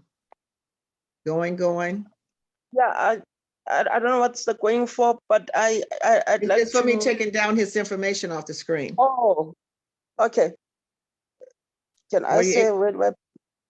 Did you were you able to get his information in case you had other? Yes, no, I screenshot the information. Thank you. Okay. Using phone. All right. Okay. All right. Go ahead. And so I want to thank everyone. Is your hand is up, Juliet? Was that your last question? And I saw Dr. Mood. Just an open invitation to say the topic and the speakers today. I want to see if it's all possible there are some television channels here on South Africa where a lot of people can gain valuable information from the speakers.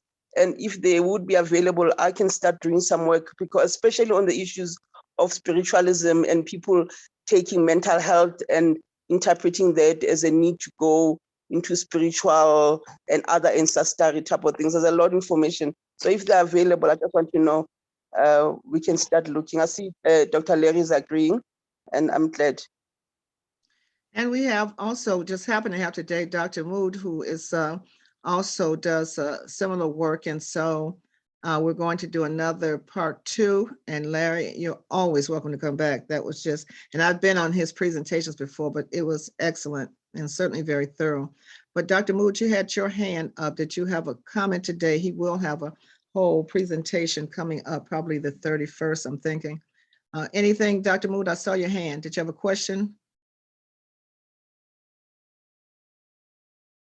No. Okay. Well, going. Thank you so much, Larry, for being so patient with us. And I know it was just supposed to be 2 hours, but and I told you it could be 30 minutes, but obviously I think my part took 30 minutes. So thank you, everyone. Thank you, Queen Mother Womack. She is doing several things this month around Africa Day. That's very exciting. We're looking forward to that, both she and Juliet, but I know Queen Mother Nina Womack is also Queen Mother for Ghana. We're very proud of her because she is in the diaspora, but does extensive work in Ghana. And so we have to take the hand of Prince Andrew that's up, because we're here. And I did not mention that he is the one that provided this platform. And I apologize for not saying that in the beginning. I need to put that on my early slide. Yes, sir. Yes, I just noticed that Thembi Masiko is here, and she hadn't had a chance to say anything, but I want to offer her the opportunity before we leave. And thank you so much for today's session, and we look forward to assisting you in the future. Thank you. And who is it? You said Thembi. Yes, she spoke. Did you have another comment? I must have missed it. Please excuse me. Yes, no, she did a very nice share, asked some questions, and so I saw her information in the chat. Please come back as well. And it's good to hear personal testimonies and stories. There was a lot tied up in what you said. I worked mental health and psychiatric nursing for over 30 years. So when you talked about what happened in hospitals, there was a lot of that I could relate to, and some things that I was really sorry that those things went the way that they did. And so, but yeah, keep coming back, because we're going to continue to address mental health in different ways, because it is one of the areas in terms of the 17 sustainable goals that if people are able to have some healthy routines, if they're able to get intervention when it's necessary, it'll make it possible for them to succeed in these other areas. Did you have a final word, Madam Masiko? This is Thembi. Thembi, is she from South Africa as well? Yes, Mrs. Thembi she's also a colleague. Oh, yes, she is. Yes. Did you have a final statement or something? We just. No, I'm fine. I've got it all. I think I'll go to the social network to learn more and use the information on the other platforms I'm working on. All righty. Well, until next week. And so thanks to our platform, Global Healing Network, not just Healing Network, but global, what is it called? Global, somebody help me out. My brain is, where's Unity Network. It's the Unity Health Network process. Okay, Lloyd, but what's the overall big name? What's the big name of the? It's the Unity Health Network. Okay, Unity Health Network. Okay. And also to the Andrew.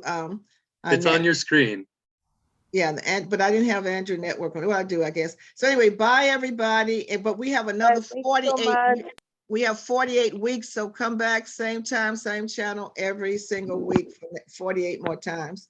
And if you have topics you want to address, please contact me with those, and so that we can get our experts on here to take care of these things. All right, everybody's dropping off now. So blessings to everybody. Thank you so much. Thank you, Sister Thembi. I'm glad to join. Thank you. Okay. Bye. Bye-bye. Thank you. Good night. It was an awesome meeting. Love to all.